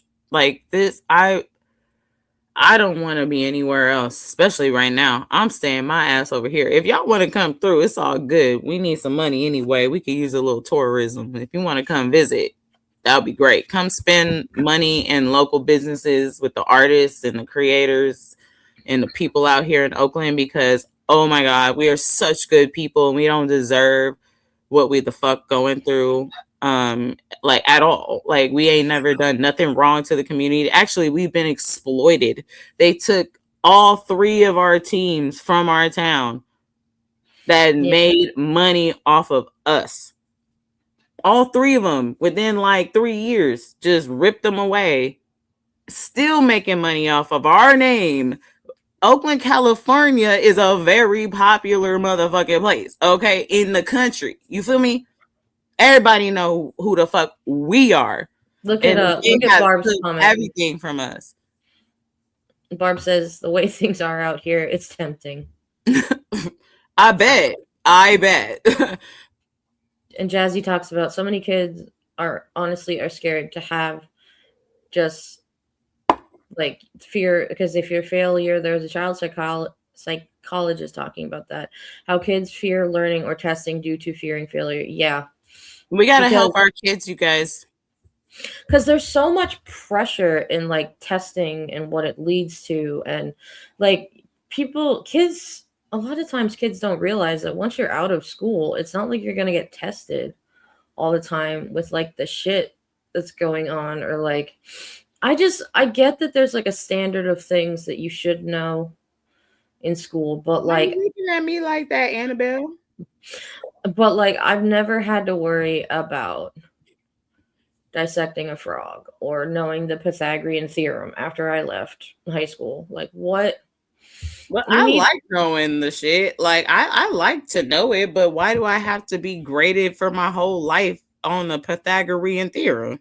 Like, can I at least know what it is? And when I need to use it, I could be like, okay, let me go to my notes on the Pythagorean theorem and go figure out the Pythagorean. Oh yeah, this is how you do it, and then go to it. Like why does my whole life depend on the damn your quadratic equation? So I think that because we're talking about kiddos, this is probably the last video Oh, we'll show. I do one want more to show second. this. Oh yeah. One more second. I just want to plug this, you guys. You can sign up for free college classes online at Peralta Community Colleges out here in Oakland. Like, even if you in Pennsylvania, like if you want to learn Spanish, I'm sure there's a Spanish class online that you can be on for free. Just apply to the school. They'll let you in. You don't really need much. You don't need money or anything, and you can take whatever class you want as long as you can do it like virtually. So I hope you I just wanted to plug that in because that's what I be doing. I like to take whatever the fuck class I want to because I can do that. And you can do it too. Okay, so we're talking about babies and kids, and I do want to do this one last story before we can get into questions and stuff. This poor little boy in Texas. I'm just gonna play it. Do you agree, or are you worried after seeing Liam about his energy, about what he's been through? Tell us your observations. Yeah, so I want to be clear. I am gravely concerned about Liam, as I am all the children that we were able to see. There was a common kind of note that was struck by every single parent that we were able to speak with. Their concern was for their children. The children right now are depressed. They're not getting any education at all. Many of them are not eating. They are throwing up. We had reports about issues with the water. So we made sure that we actually took a sample of the water for ourselves to be able to test. But I don't even know if what I saw out of Liam was sleep, because I've dealt with a lot of kids. And when I tried to touch him, tried to move him just to see if I could get his eyes to open, his eyes never opened. We never saw his eyes open the entire time we were there. And he did not necessarily seem like he was asleep. There wasn't kind of the heavy breathing sometimes that occurs when you're asleep. I was very concerned about his appearance, as well as he appeared a bit pale. What do you think might be going on then? Bitch, are you stupid? I mean, we also talked to the psychiatrist that is at the facility, as well as the nurse Are you practitioner. fucking retarded? They indicated that there are a lot of people. What do you think that's going on? And Liam's father told us that Liam had been asking about his mom and crying for his mom, who happens to be 4 months pregnant and had to be hospitalized once she received information about what happened to her husband and her child. So, you know, do I believe that he's depressed? Yes. But the reports of children not eating is very concerning. And it seems like the administration there does not want to do anything to kind of make sure that these children are getting at least some of the nutrition that they need. Well, you and they like were testing the water and stuff. And sorry, like, you guys, for it's that just, outburst. Like, they're afraid he's going to lose his life.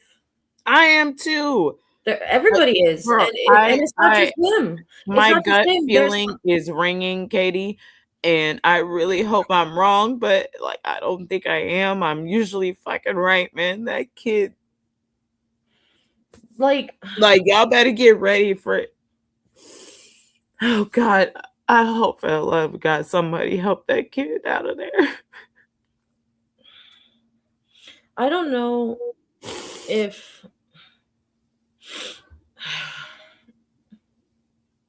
so. I know we have some people in the chat who are.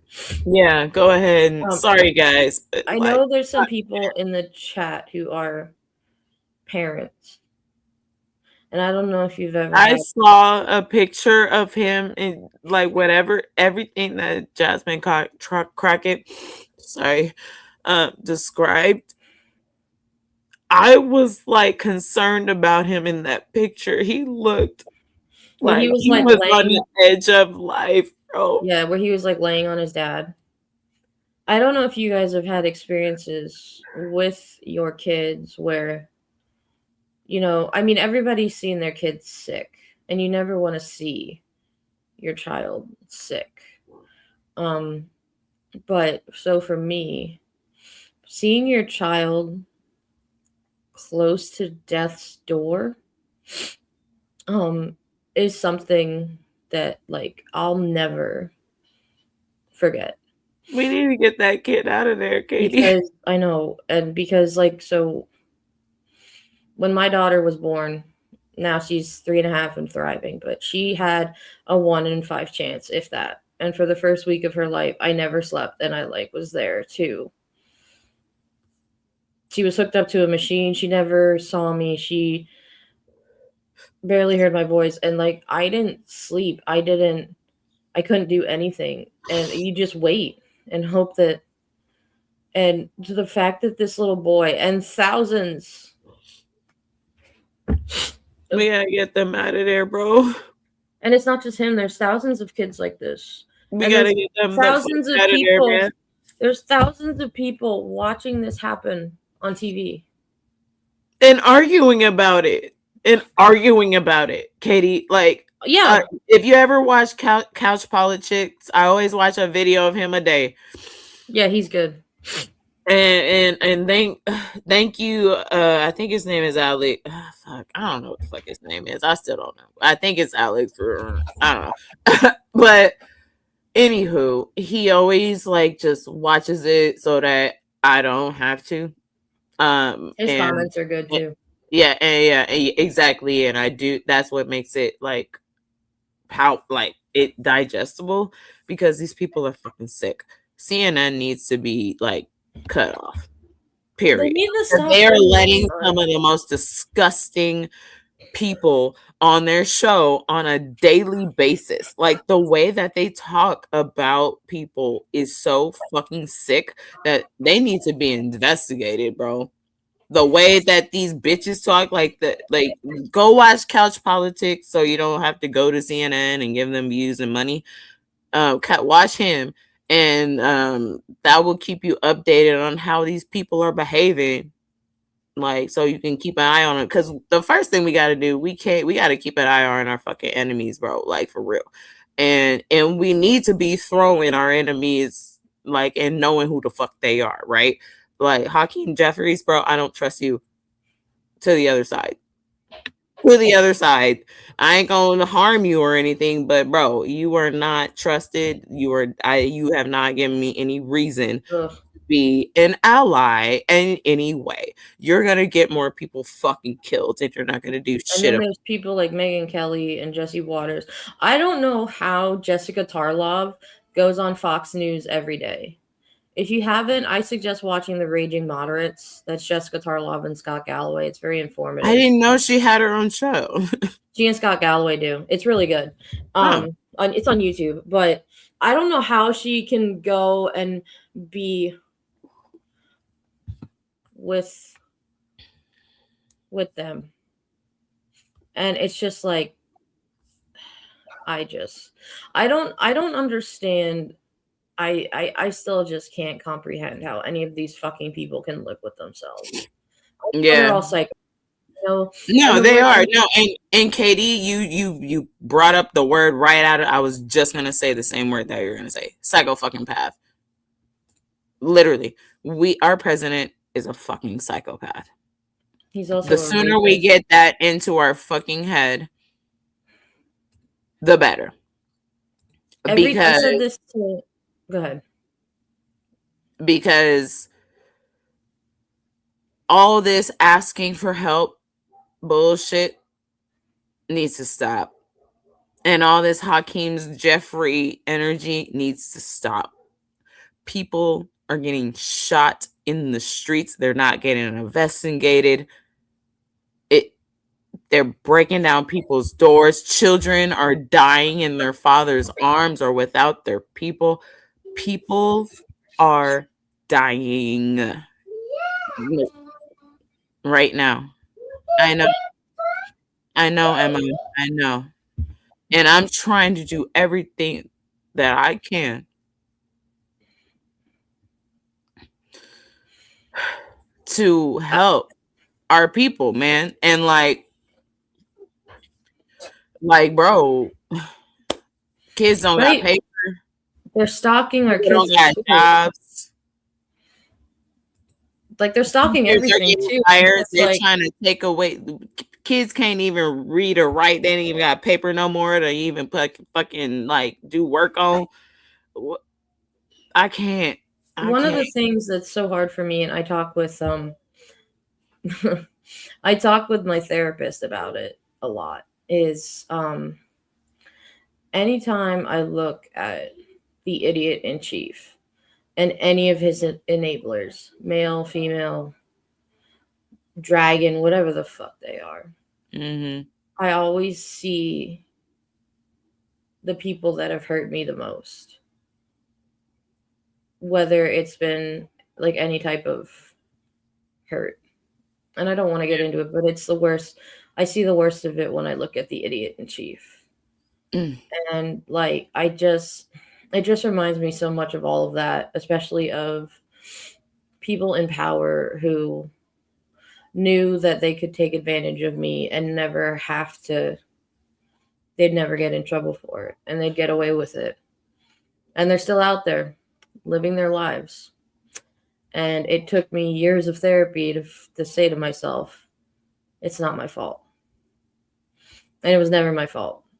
And just with all of these people being affected by all of this, it's not your fault. It was never your fault. It's all on them because they are fucked up individuals that were never held accountable. And I know we all want to have these like Disney kind of endings where everything ends up happy, la la la. That's not the way life is sometimes. It's not sometimes how life is at all. And there's times justice isn't going to be served. Once in a while, people get happy endings. My happy ending is the fact that I'm 33. I'm still here. I have a beautiful daughter. I have an amazing husband. And I've created a life for myself that basically says, fuck you to all of the people who have told me that I am a worthless piece of shit and that I would never be anything and they tried to break me.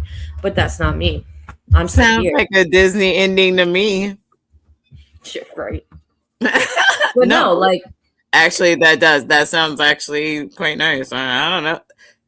Every Disney movie I've seen end like that. So, you know what, Katie? You got your Disney princess ending. But you know what? But that doesn't mean that the princess doesn't have a sequel, you know, where she goes to war. That doesn't mean the princess that doesn't mean the princess doesn't have nightmares.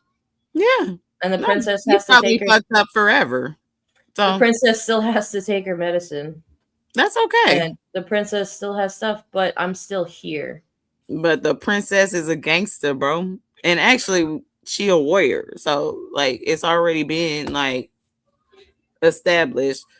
She ain't princess no more. I actually, I don't even fuck with queens. I am the high priestess. Okay, that has been my status. I have been moved up. Actually, I'll prove it to you right here. Yes, it is. I have PTSD. And when I was diagnosed with it, yep. Yes, this is my status. I am not a queen. I am not no empress. No, I'm the high priestess. Bitch, like, know where you at. Know where you stand, okay? And if you don't know who she is, look her up. How about that? Ooh, jazzy. I love that. I think Trump is the evil incarnate. He has everything in life you want to stay away from and keep your kids away from. Ego, pride, greed, controlling, abusive. He's everything that threatens humanity. Absolutely. So, Katie, do you need a bathroom break? No. I do. Okay, so real quick. So I want to shift gears and have you guys ask us some stuff. Yes. So is it okay if you do our plugins and everything, and then I'll just use the bathroom and I'll be right back. Okay. So if you guys haven't yet, like, comment, share, subscribe, do all of that fun stuff. Oh, it is in front of my face. So since May ran to the restroom. Oh, I'm so sorry, Barbara, that you don't have access to therapy. Do you have insurance at all, or like BetterHelp is a good BetterHelp is a good option if you have it. But you guys, we want to hear from you. Like, ask us questions, ask us about life, we've talked a lot about politics, ask us about ourselves. You know stuff about us, but we really do want to hear from you. Kind of change the tune. It's been a good show, but it's also been a bit heavy. So I know that we also just really want to hear from you guys. So I would love to hear some questions that y'all have or anything like that while May is in the restroom. I got some at the beginning in there, but my therapist's clinic is trying to charge me more. Okay. Yeah, definitely though, look into BetterHelp. Because BetterHelp might have some better options. I know there's a couple different like online things that people have used. I know even just like my personal therapist does online sessions a lot of the time. What was the first time? What was the first time you played live and said that was the shit? Ooh. So I play a lot of different genres. I don't just play like one thing. I play jazz. I play classical. I do stuff like that. I think one of the first times I was just like, holy shit, I'm actually doing this. I was in I was a sophomore. Yeah, I was a sophomore in college, and we always had guest artists with our jazz band because even though we were a small school, our jazz band director knew everybody and their mother. So spring of my sophomore year, we got to perform with the New York Voices, who are, if you don't know, like an incredible jazz quartet of 4 people that just they fucking kill it. And they're amazing. And we got to perform a bunch of their hit songs with them. And I played Barry sax in the jazz band. And the bass singer for the New York Voices just like loved me and loved my playing and would like thumbs up at me during the concert. And then like afterwards we had a reception with all of them and got to hang out with them and just chat. And they were the coolest people ever. I'm still friends with some of them on Facebook to this day. And they were just so amazing. And it was like one of those moments where I was like, shit, I could do this for the rest of my life. And I still do. Like I still play. I play with some amazing groups and do different stuff like that. But that's a really good question. Thank you, Eddie. I appreciate it. Nope, you're muted. That's a really great answer too. I really loved that, little doodad about you, Katie. You're so cool. You know what, you guys? Katie hit me up when we first met, like on the online. Like she grabbed my information quickly. You know what I mean? And was like, "Hey, I want to help you do the Millennial Gaze," and we just hit it off immediately. And I'm also a musician. I used to sing in a children's chorus. Shit, pull that shit up right now. I'll give you a little clip of something. Put it in the doc. I will right now. After I'm just done explaining, but like I just want to tell you guys that Katie is the shit, and our love of music, I think, is one of the things that really got us, like connected as homies, you know what I'm saying? And anybody that is a musician, like I'm always down to kick it with, you feel me? And so it be what it be. But anywho, Annabelle says what's up. She over here bothering me. And I have something when we get through Q&A. Music is your life, Barbara. I have a Q&A thing. Actually not a Q&A. I have a unboxing from friends of the show, Andrea and August.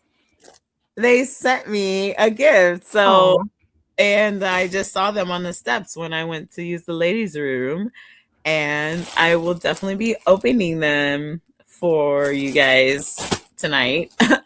So just hang in there because I'm super excited to open the packages. Y'all know the packaging things that people be doing. Mm-hmm. Yeah, I've never done one before, but I want to do it now. Anywho, So Jazzy also asked us a question. Yeah, Jazzy, what's the question? What do you both think will be the conclusion of Trump's second term? Like, genuinely, how do you think this ends? You want to go first, May? Because I just answered a question. I'm trying to find something. Okay, yeah, go ahead. No, you go first.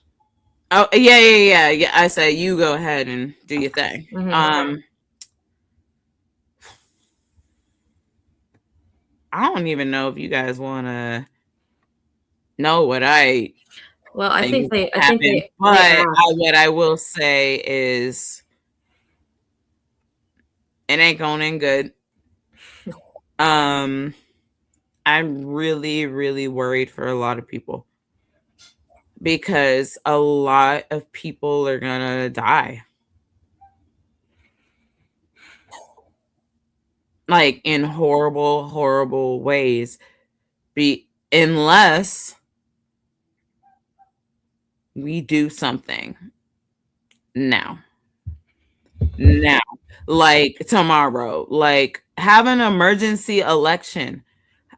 Let's do over. You ever play Foursquare? You do a do over, or get creative because we are not even living by no law. So what's to hold us back from changing some shit on our side? Like, come on now.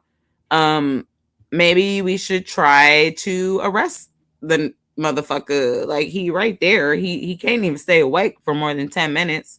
That's what I heard. I don't know how hard it is to capture somebody like that. He's already should have been in jail like a long ass time ago. What the fuck are we afraid of? And Hakeem Jeffries, I need you to sit your ass the fuck down because you ain't gonna do shit. So you're useless to us. So please, goodbye. Okay? Unless you got some paper, please send that shit over. Pretty sure you do. Send that shit over to Redwood Heights Elementary. Okay? Thank you. We appreciate that. That's about as much use we can get out of somebody like you. Next. like this shit is gonna end horribly. And the way it needs to end is with white supremacy fucking dying and white people to get their shit together because they're fucking up literally an entire fucking planet. Yeah. So, hey, just put us on the background and listen. It's all good, Eddie. So, well, that's what I think. That's my answer. I don't know if you guys like it, but we got another one. Ooh, I got hella hobbies. We'll get there. Yeah. So for me, I don't think he's gonna live. I don't think he's gonna live through this year. My husband's walking by, crossing his fingers. Night night, baby bear. Emma's going to bed. I don't think he's gonna live through this year, and I think that once he goes, we will be able to make it to midterms. And I think that they are all gonna start turning on each other. And do you guys remember in The Lion King at the end how Scar was like backed into a corner and he's like, oh, my friends, and then the hyenas all go at him? They're gonna do that with each other. They're gonna my husband's crossing his fingers. They're gonna do that to each other. So then we can actually get some fucking shit done in our goddamn government. Exactly. And we'll be able to get in there, hopefully clean house, and then throw all these people's asses in jail, and we can watch the Nuremberg trials like fucking OJ with our popcorn and feel good about their asses all going to jail. And you guys check the Instagram. Check our Instagram because that black and white video, I think it might be the top one. I am not fucking with any of these fucking Democrats no more, for real. Barb's I'm just being throwing lazy. you to the other side of the fence. All these fence sitter ass bitches, bitch, there is no fence no more. So there ain't nothing for you to sit on. And if you're sitting on one, I'm kicking it over and you're going to the other side.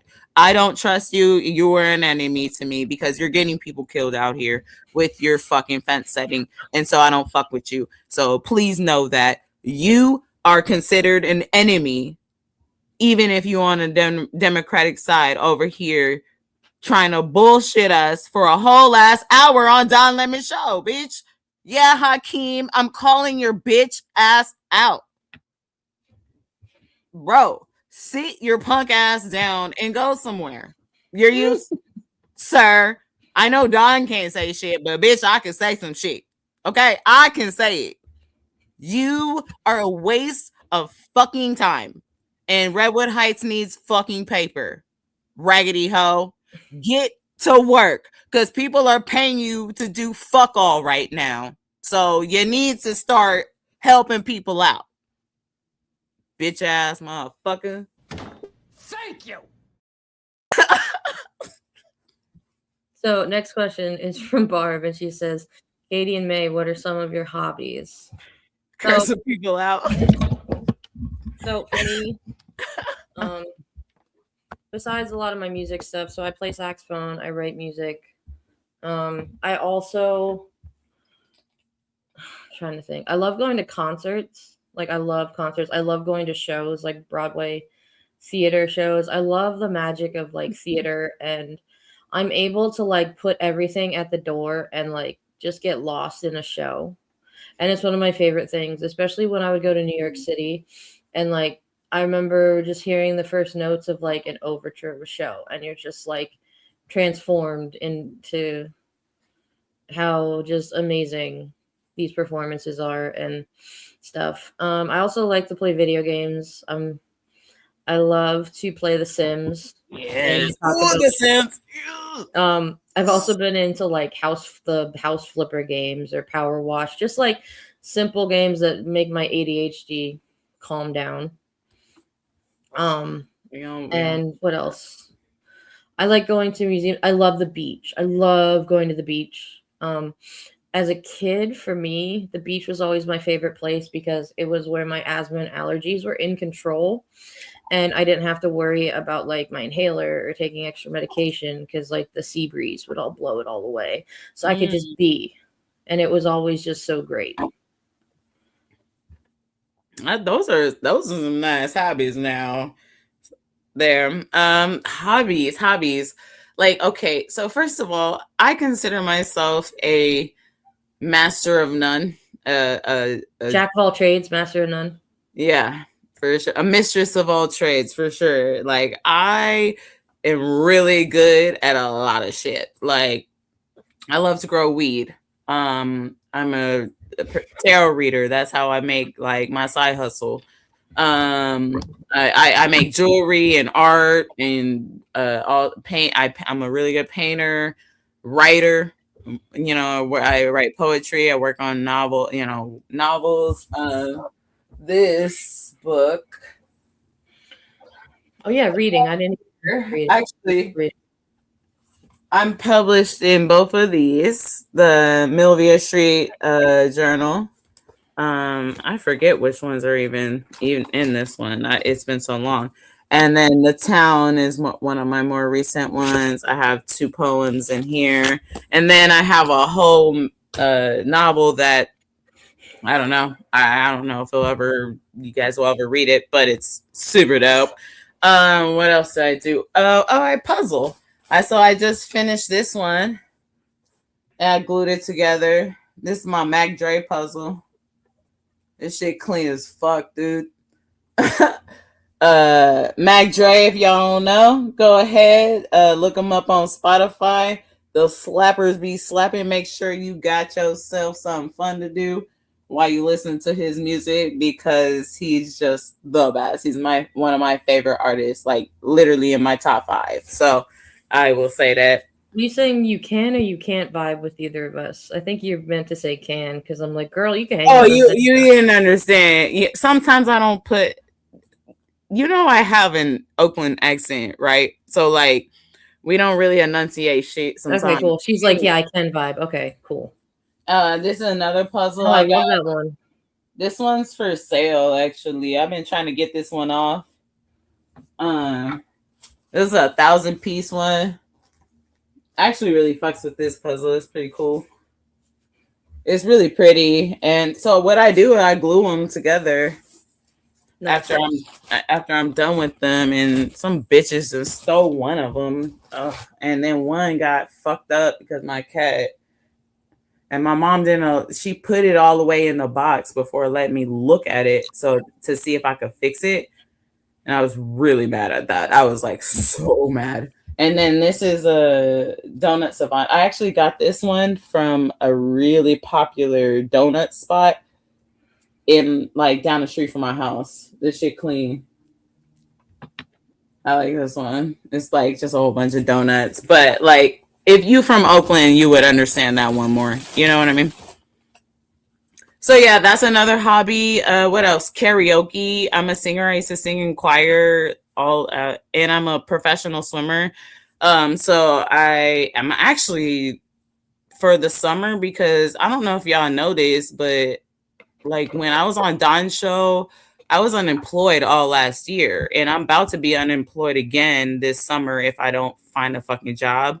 And so I'm thinking about going and getting my LCI, which is like a lifeguard teacher certificate. So I'm going to learn how to teach other lifeguards to be lifeguards, or people that want to be lifeguards. So it's good paying. And then I could also get recertified and actually lifeguard. And then also I could coach, which I used to do as well. Because I ain't trying to be caught up with unemployment for fucking 2.5 months again, like I did last year. That shit was horrible, you guys. I was not even trying to do that. I'm not trying to do that shit no more. So, and I don't trust my fucking job to even have my back, because they gonna leave me fucking like they did last year. So I already learned my lesson from that, and we ain't even got no paper. So, bruh, hell no. I'm definitely not asking you for help. You know what I mean? So before we go to the next question, would you guys be interested in watching a video of me playing recently? Yeah. Oh, let me send you the one while that's going. Let me send you the next question. My choir. The next question is from Dally Oops saying, what's your favorite comfort food meal? I really love pho, tacos. When you were talking about pho the other night, I have been craving pho since you mentioned Straight it. up. Straight the fuck up. For real. Yeah. Man, Katie, let's get some pho soon. So I think if I want to go with a meal, probably my favorite meal I have is my mom makes homemade chicken Alfredo, but like it's not like any recipe you'll ever have had. It's just she uses like Italian seasoning and then lets it all sit in a crock pot, and she serves it with bow tie pasta. Oh, like whenever I'm down or like we're going to their house or something for dinner, she'll be like, "You want me to make the Alfredo?" And I'm like, "Yes." It's just like I could take a bath in that sauce. It's so good. And then if you want to talk like comfort food, or if I just want to snack on something, I'm really into like Cheez-Its. I love just snacking on like Cheez-Its and Pepsi. Yeah. When I'm on my getting on my period, I'm like I crave hot Cheetos, and it's really weird. It's like really weird. Like I never even really like them, but it's rare that but sometimes before I get my period, I'm like, I'm gonna get me this bag of hot Cheetos. Like it's weird. I don't know. But that's that's the lady cycle thing. Like you just feel weird, you know? But comfort I also love fruit. Like grapes. I like mac cantaloupe. and cheese. I like cheese quesadillas. Top ramen actually is like one of my go-tos, just for I don't know. So like, and I like my top ramen kind of like dry and quick. I don't eat that much, but sometimes I end up being forced to eat it because I'm a broke bitch. But like, you know, but like if I'm being comfortable, but like I'm also very particular about the food that I eat. And so like when it comes to comfort food, I don't really find food comforting, actually. That's not how I comfort myself. So but so I would say pho definitely will do that, but maybe like mac and cheese or pasta or spaghetti, some sort of spaghetti or something like that, I guess is the best way I can answer that question. But yeah, food isn't my comfort. Music is my comfort. My own singing voice is my comfort. Yeah. So like, yeah, I've had kind of like an up and down that's a relationship when it hard comes question. to food. Mm-hmm. But They be trying to yeah. kill us with the fucking food, you know? And I always have to be careful because for those who don't know, I have an allergy to red food dye. And it's one of the worst allergies you could ever have because it's in You fucking can't eat everything. shit, bro. Yeah. I know. And like I have to watch like my bath products and soaps and Yeah. it is. I Oh, will fuck coffee. with but I will fuck up some tacos any day. Like the asada with like con todo pero no like crema, no fucking queso, none of that shit, bro. I just need it in extra salsa. Verde y rojo, okay? All up on there, por favor. You feel me? Let's So get it. while you're trying to find that video, May, we'll do one more. Oh, I got question. it. I just forgot to send it to you. Sorry. Yeah, we'll do one more question, but I'm gonna play this for you guys. I did a show last year with this amazing theater, and this is me playing.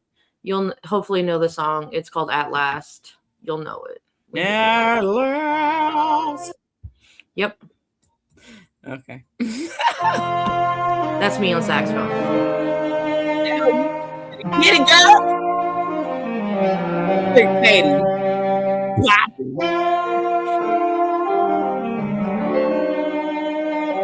And they told me like the week before the show, they're like, "Oh, you got to memorize this." I was like, "The what?"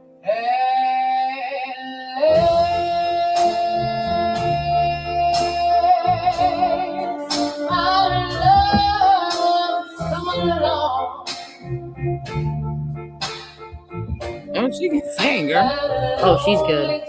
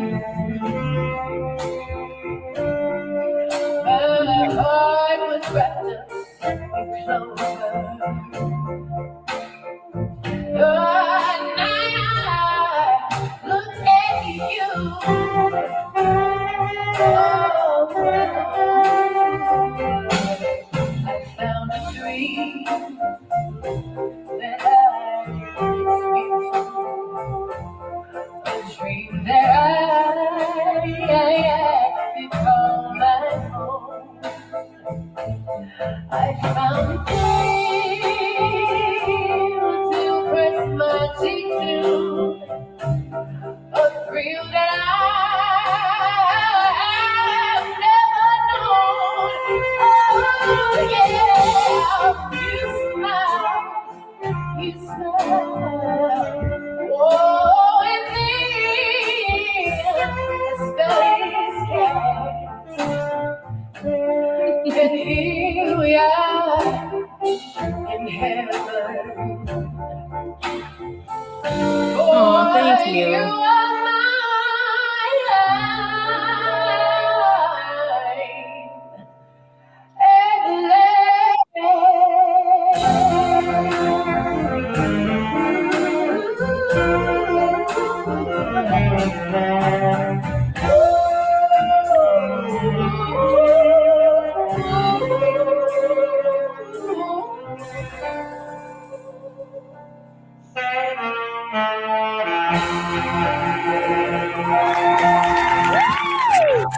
Yeah, rock and roll. Yeah, that was such a fun show. It was like called like the Golden Era or something, and we did. It was fun. It was a lot of fun. Dude, were you able to grab access to the link I sent you? So this is my choir that I traveled all over the fucking world Oh, with. thank you guys. This is the Piedmont choirs. Now it's a Piedmont East Bay Children's Chorus. God, like I still have dreams about this choir, like where I'll be like, oh my God, I don't know any of the music. Like, and I'm on stage, like I grew up with these people, and I've actually been recently reconnected. Hey Megs, hey Megan, hey Anna Linnea. I know you're gonna watch this at some point. These are my sisters.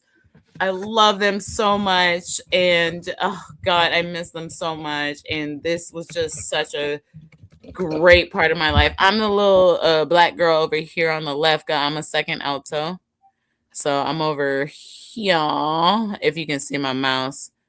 No. On the on the this way. I don't know. Whatever that. I'm over in this way.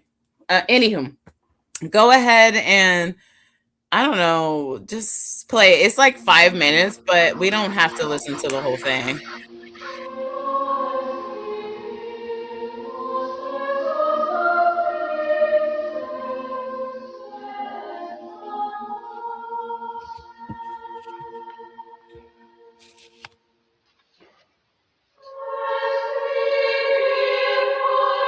Ooh.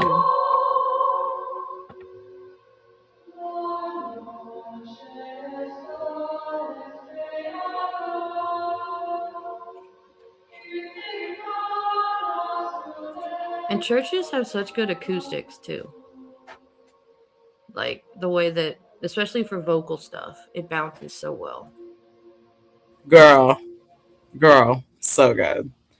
I sang in churches in Russia. Yeah.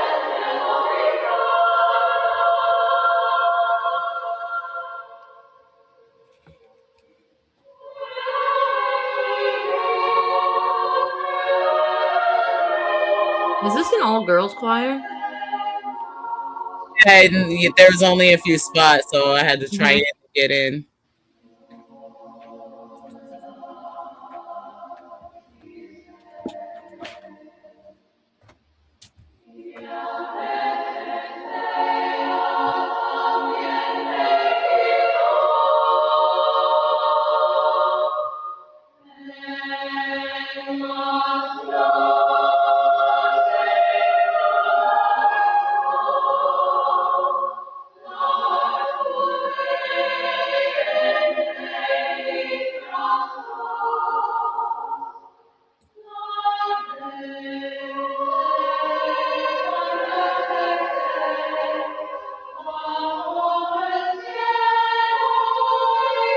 Isn't it funny how like your mind can go back to remembering this music?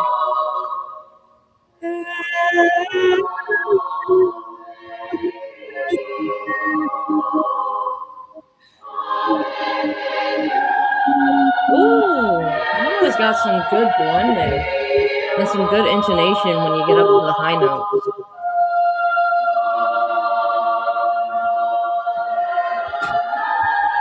There you go.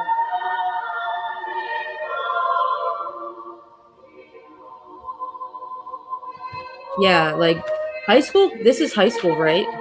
Yeah. Yeah, high school kids don't usually hit high notes that well.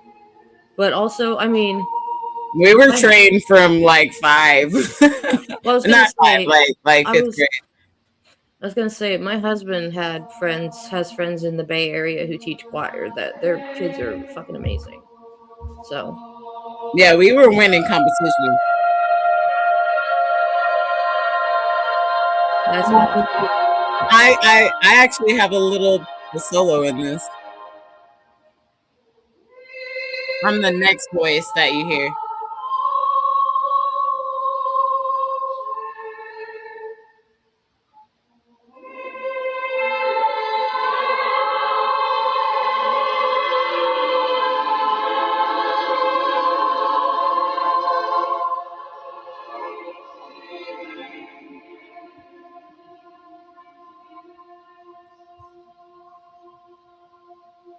We got some nice friends. I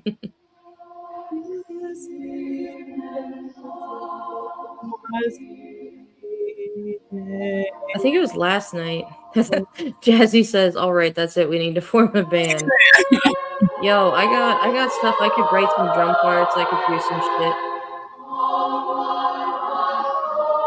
I mean, I do stuff. This is a poem by Pablo Neruda. Okay. And my friend composed this. And so this is one of the premieres of this song. Like, so this is like a premiere of this.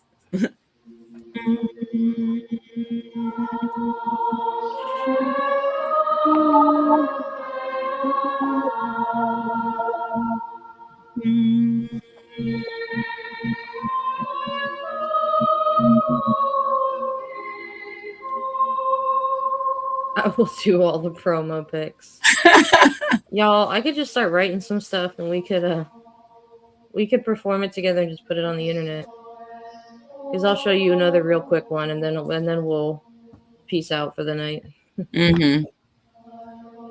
This is beautiful though, May. Thank you. Yo, I love bass. I just taught myself electric bass. I'm a second ago. I love hanging down low, you know what I'm saying? So yeah, I'm like where the little black girls are, kind of over there. Anyway, so quick backstory. My one friend always does this thing. Ah, crap. Thanks so much for sharing that with me, you guys. It was so nice to revisit that. I really love my choir sisters. It's just like one of the best things that's ever happened to me in my life. It made me who I am. Like I wouldn't be here without them, you know? So my one friend does this thing every December where she does this thing called Duet December and she plays flute. And so sometimes this year I didn't do it, but she'll have me write some stuff. And last year I did Melika Liti Maka and I was playing alto and Barry and she was playing flute. Mm-hmm. So I wrote this for the four of us. It's a little soft, but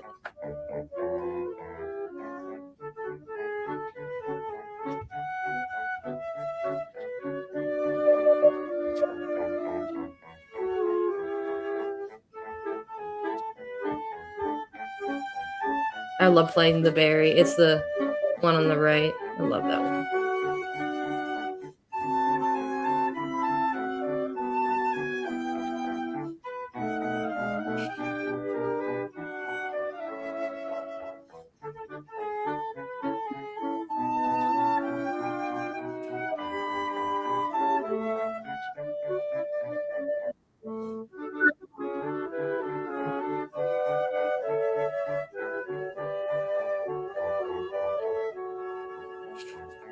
Fun fact about this. So my friend that's playing flute, she went to college with my husband. So my husband's 8 years older than me. But we met when he was in grad school. And this flute player was also my camp counselor when I was in high school before. And now like she lives like across the river.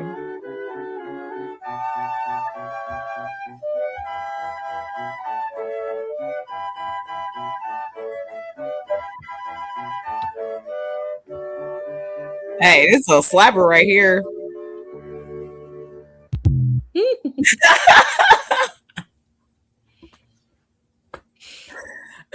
Sorry, guys. Hey, that's how I dance to everything. I'm from Oakland. That is called an alto. That's an alto flute, Eddie. Hey, y'all know I love my altos. Hey, too.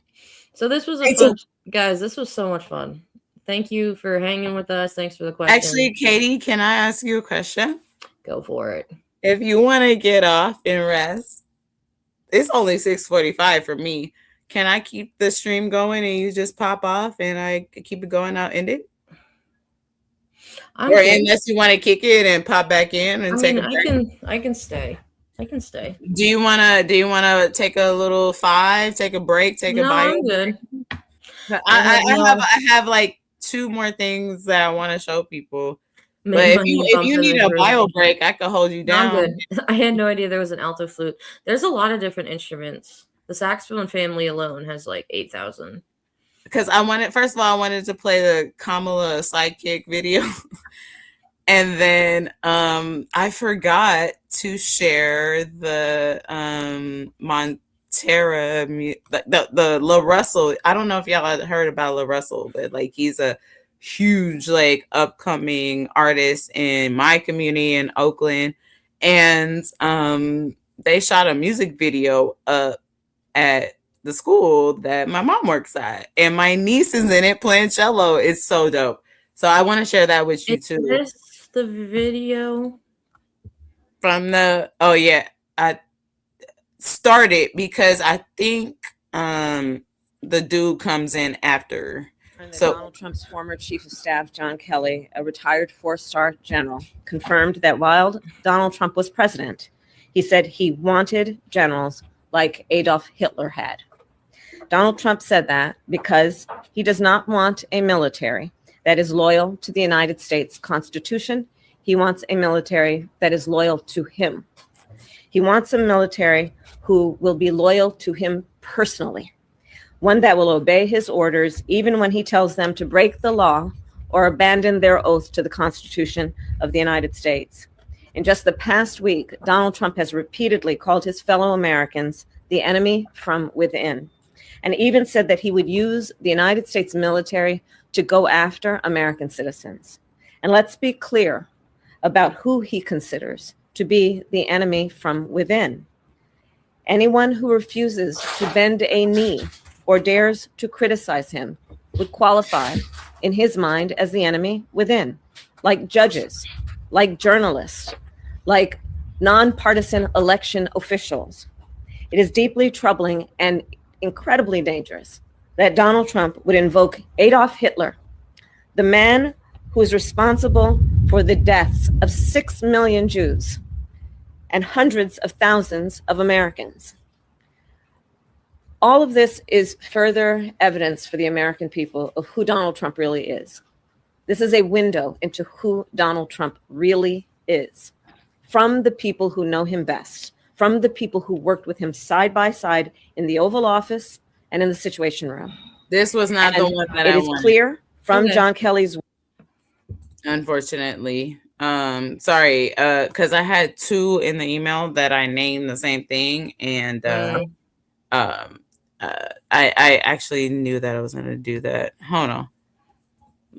Let me see if I could just pick it up real quick. Just give me fucking 10 seconds. Why don't you go ahead, play the music video first so we don't waste our people's time. I put it in the thing. Yep, I got it. Okay. Before you John La Russell. Okay, before you play it, I just want to thank everybody so much for being here, asking us questions, engaging with us. We've been having a good old time. Like, if you have any, thing else left, but we want to share a few things with you. And y'all have just really helped me personally just get through this tough time, like for real. And I love just being able to be myself with y'all. Like, I don't like not being able to be myself. And that's why I created this platform, because like, if I'm going to be able to help other people, then I need to be able to help myself. And so I was like, fuck it. Let me just find ways to find people that I could be free and talk to with, you know what I'm saying? And, and it's just as simple as that. And don't think I take y'all for granted, because y'all don't know how much that it means for us to be here. So while I find our last little funny ass clip, can I add to that? Yeah. I know for me too, like meeting May and doing this, for me, I've really been trying to figure out the last couple of years just how to be my authentic self and like love my authentic self. And doing something like this has helped me a lot. Finally do like that last bit to come out of my shell and be myself. and not be afraid of like, oh, what if other people judge me, or what if somebody thinks this? And it's like, you know what? I'm dope, and fuck it what those people think. So I do also just appreciate y'all just letting me be me and being cool with it. And I just, yeah. Yeah, no, Katie is a fierce friend. She's fucking awesome. And I've been holding her up to it too. I mean, like, girl, like, no, get that confidence up. There is no reason for you to be feeling anywhere close to whatever that is, because that is nothing close to who you are. All that bring yourself down, you guys, ain't shit. You feel me? Like, fuck all that. Like, and I just love this woman so much. And yeah, and we love you guys all as well. Like, y'all are fierce friends. Y'all some real people out here. And in the people that watch and post, we love you too. Throw your questions down in the comments below. I promise I'll pay more attention to them. I'm not getting YouTube notifications, so I need to kind of like figure that out. So I'm making sure that I get notified about when you guys are interacting with us, because we really do appreciate that. But go ahead and play. So this is my an Oakland artist from the Bay, just representing. So go ahead, let this shit fly. And I'm gonna have to mute. I'm gonna have to mute. I'm from the Bay. I rep it hard. I'm known worldwide, but I blew up from my backyard. I'm from the Bay. That's Northern Cal. They like my songs, they like my smile, they like my style. Let's go. This ain't nothing you ain't heard before. I put a new twist on the stuff from 06. This ain't nothing you ain't heard before. I got a little story, go something like this. This ain't nothing you ain't heard before. I put a new twist on the stuff from 06. This ain't nothing you ain't heard before. Even if you heard it, you ain't heard it like this. It was 2006, I recall. Fresh white tee and it's Chris, I recall. 40 drop, tell me when to go that winter. It was all on the flow that winter. The short came through and blow the whistle for the summer. You wasn't outside back then, what a bummer. Nokia phones and H2 Hummers. Hey, little mama, can I get your number? Babe, I rep it hard. I'm known worldwide, but I blew up from my backyard. I'm from the Bay. That's Northern Cal. They like my songs, they like my smile, they like my style. Oakland, roll call. Frisco, roll call. Richmond, roll call. Vallejo, roll call. Berkeley. That's my niece right there on the cello. Roll call. San Jose, roll call. EPA. I'm from the Bay. I rep it hard. I'm known worldwide, but I blew up from my backyard. I'm from the Bay. That's Northern Cal. They like my songs, they like my smile, they like my style. I know somebody with no bills ain't talking to me. I'm at a point where I don't even like talking for free. Take a hike, peanut Adobe or something. I'm a baller, Kobe or something. Lifesaver, Kenobi or something. I got the sauce for Totally or something. It's my time, need a Rollie or something. This Mankind, Mick Foley or something. This ain't nothing you ain't heard before. Mankind, Nick Foley, WWE, I get it. This ain't nothing you ain't heard before. I got a little story, go something like this. This ain't nothing you ain't heard before. Yeah, I also like that this is all in one shot. This ain't nothing you ain't heard before. Even if you heard it, you ain't heard it like this. I'm wiggling. You catch my drip, it's yanking. You catch my drip, I'm having. You catch my drip, they loafing. You catch my drip, it's slapping. You catch my drip, I'm saucy. You catch my drip, I mean, you catch my drip. It's in the water, I just talk like this. I'm from the Bay, the 707, the 510, the 415, the 925, the 608, the 628, I'm from the Bay, the 341, the 669. I'm from the Bay. Hey. We got dumb out here, you feel me? Hey, no, for real, that was clean. Like I love when I that. saw that, I was like, oh, this is what we doing? Why am So- I learning this music right now? So then anytime you need to tell people on Don Lemon Show where you're from, you could be like, I'm from the Bay. They already know where I'm from. Everybody know where the fuck I'll be at. But yeah, that was very lovely. My niece is up in there playing the cello. That's real awesome. quick. Yeah. I'm so proud of her. I love You don't all like of me the no more because she a teenager. So, we're gonna go through those. my things. goddaughter's like that too. I'm like so proud of her, and she's like the most amazing kid. And she's 15, and she's like the most well-rounded, smart. She does sports, but she also plays clarinet and like I'll tap in you in with you in a few years. Yeah, hit me up whenever you need anything. You probably need a tampon or some shit, but like, let me know. I'm the cool auntie, and I'm also a little sister. So like, I am a certified annoying ass bitch because that's what I do. I've got one niece, and she tells me I've got one niece, and she tells me I'm not only her favorite aunt, which is kind of nice because she does have another aunt, but I'm her favorite person, like of all time. So that makes me happy. And we're not even blood relatives, so it's by marriage, but still. I'm from the Bay. Now Right? I I'm gonna sing that all night, like I'm from the Bay. I know that shit stuck in my head all day. And y'all, hey, make sure you gig that and dance a little stupid, dance a little funky. You know what I'm saying?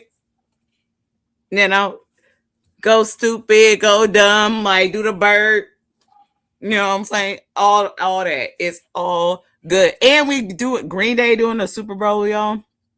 Bro, Green Day about to fuck this whole Super Bowl up. I can't wait. I cannot wait for that. These motherfuckers crazy. Like they was like, oh, we need some white boys because oh my god, they got Bad Bunny. I'm like, He's not even American. Okay, well he is, but like you gonna get a real American.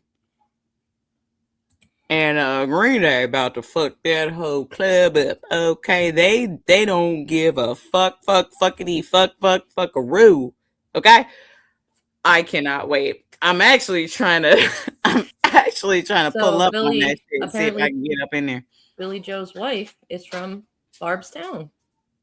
From Minnesota? Yeah. Yeah, she sure is. I met her. She's very kind.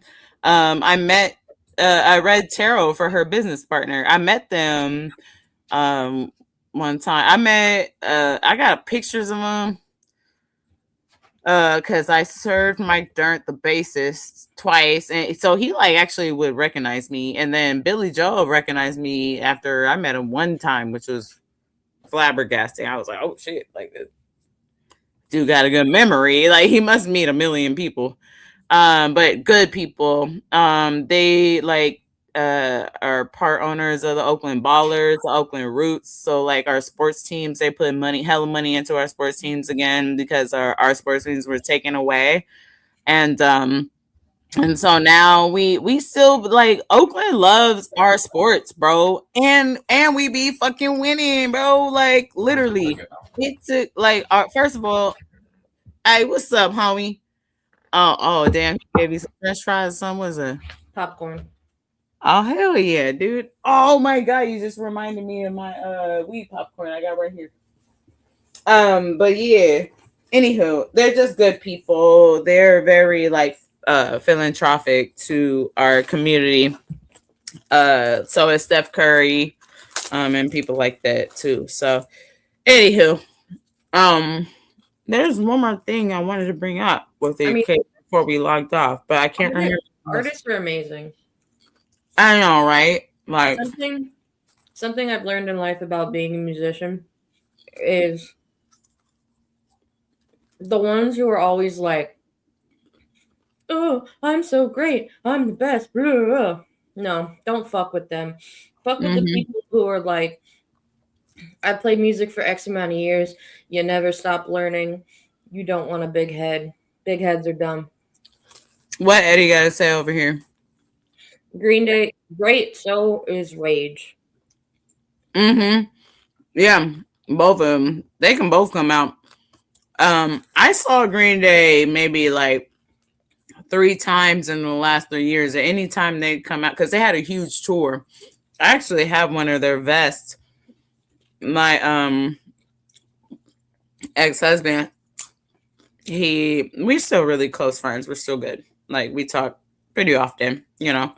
And he worked a show because he's like a stagehand, you know. Mhm. And so sometimes he picks up gigs, and they pay you bank. And so he worked a Green Day Savior store, and so he gave me his vest. And dude, I wear it till this day. I wear it at work and everything. Yeah, I love that. So I'm so in love with Green Day, man. That's like one of my first like memorable attachments to like being obsessed with a band. Like, I wanted to know. I remember when I was in like elementary school. I had mentioned earlier that like I love going to concerts and stuff. So like kids my age when I was in elementary school were seeing like Backstreet Boys, NSYNC. Yeah. Yeah. You know who I was seeing? Paul McCartney and Phil Collins. Oh, okay. Okay. All right. Tell me why. And then you got Although I did see Backstreet Boys in concert too. I'm trying to pull up what song by the Beatles is Paul McCartney. Hey Jude. Okay. Hey Jude. And we used to sing that around a campfire at choir camp. Man, that shit was so beautiful. Also, as I was teaching myself bass guitar, Paul McCartney is one of the most underrated bass players of all time. He fucking slaps. I didn't even know. I'm rubbing off on Katie, bro. Did you hear that, Pitchforks, bro? She said Paul McCartney slaps. And she's using the lingo correctly. Everybody gets it wrong. They say it smacks.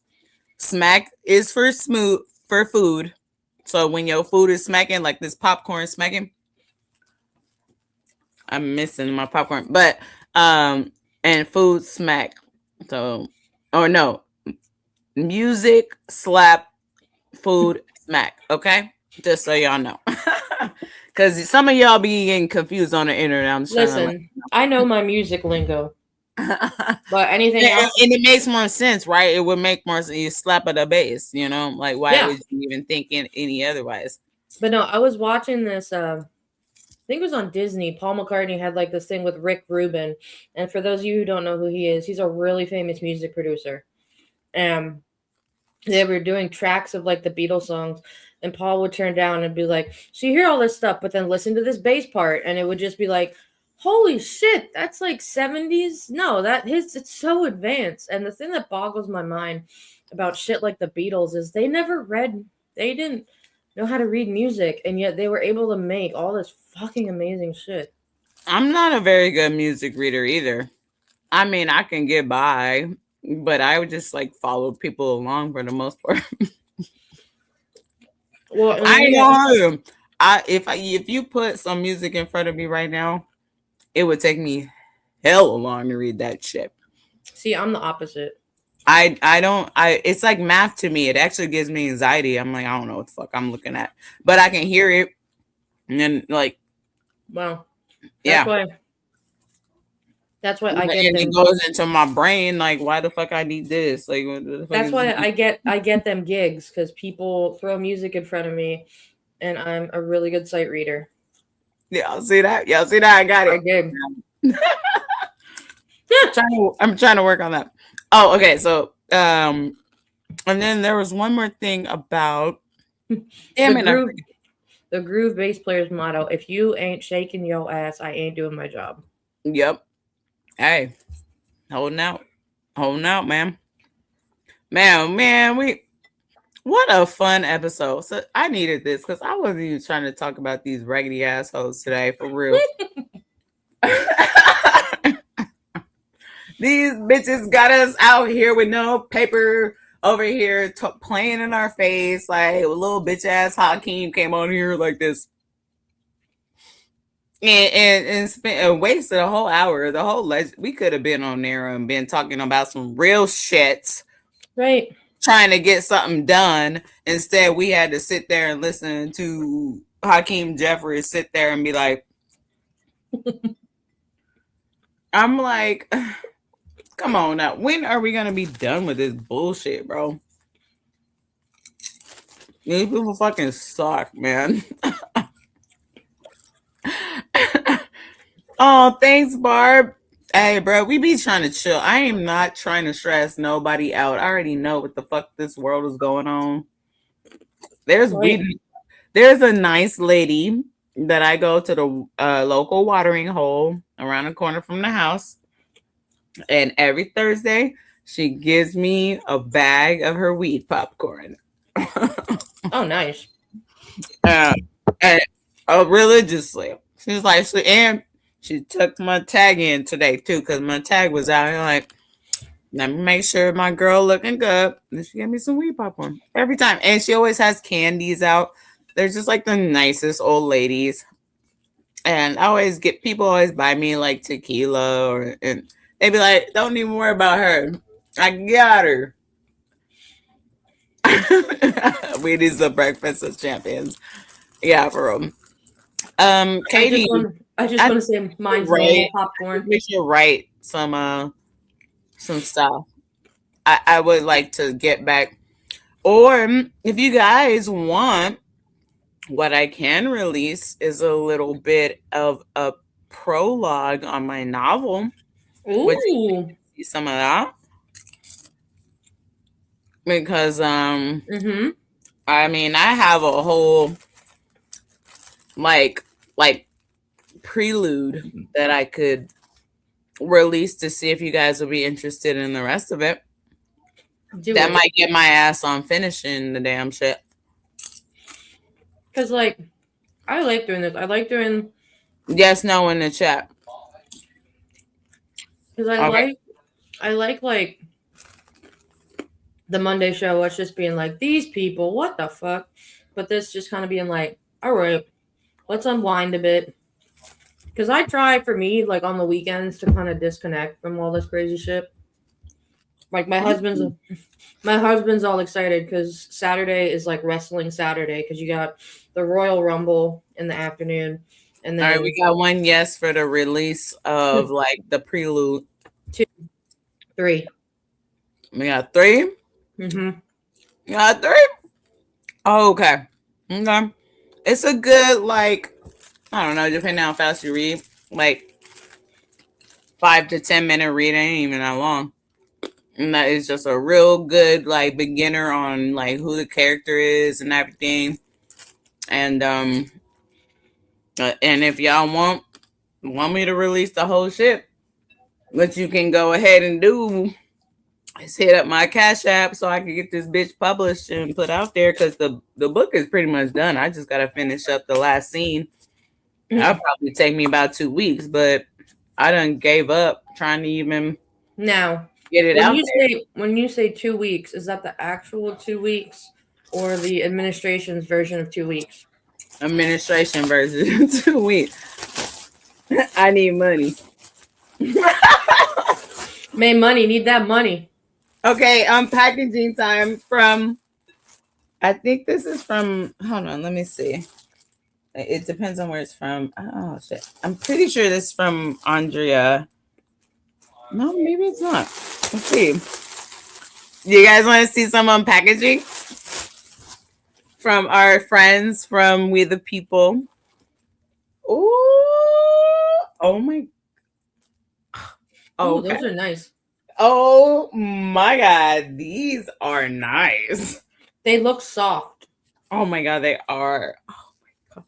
Oh my God. Oh my God. Are those like sleeper pants? Yes, they are. These are lovely. I don't know how to publish shit, Barbara. I really don't. I've never published anything. Oh my God. Sorry, I'm getting distracted. It's that damn weed popcorn. Yeah, for real. Oh my god. Oh my god, these look comfortable.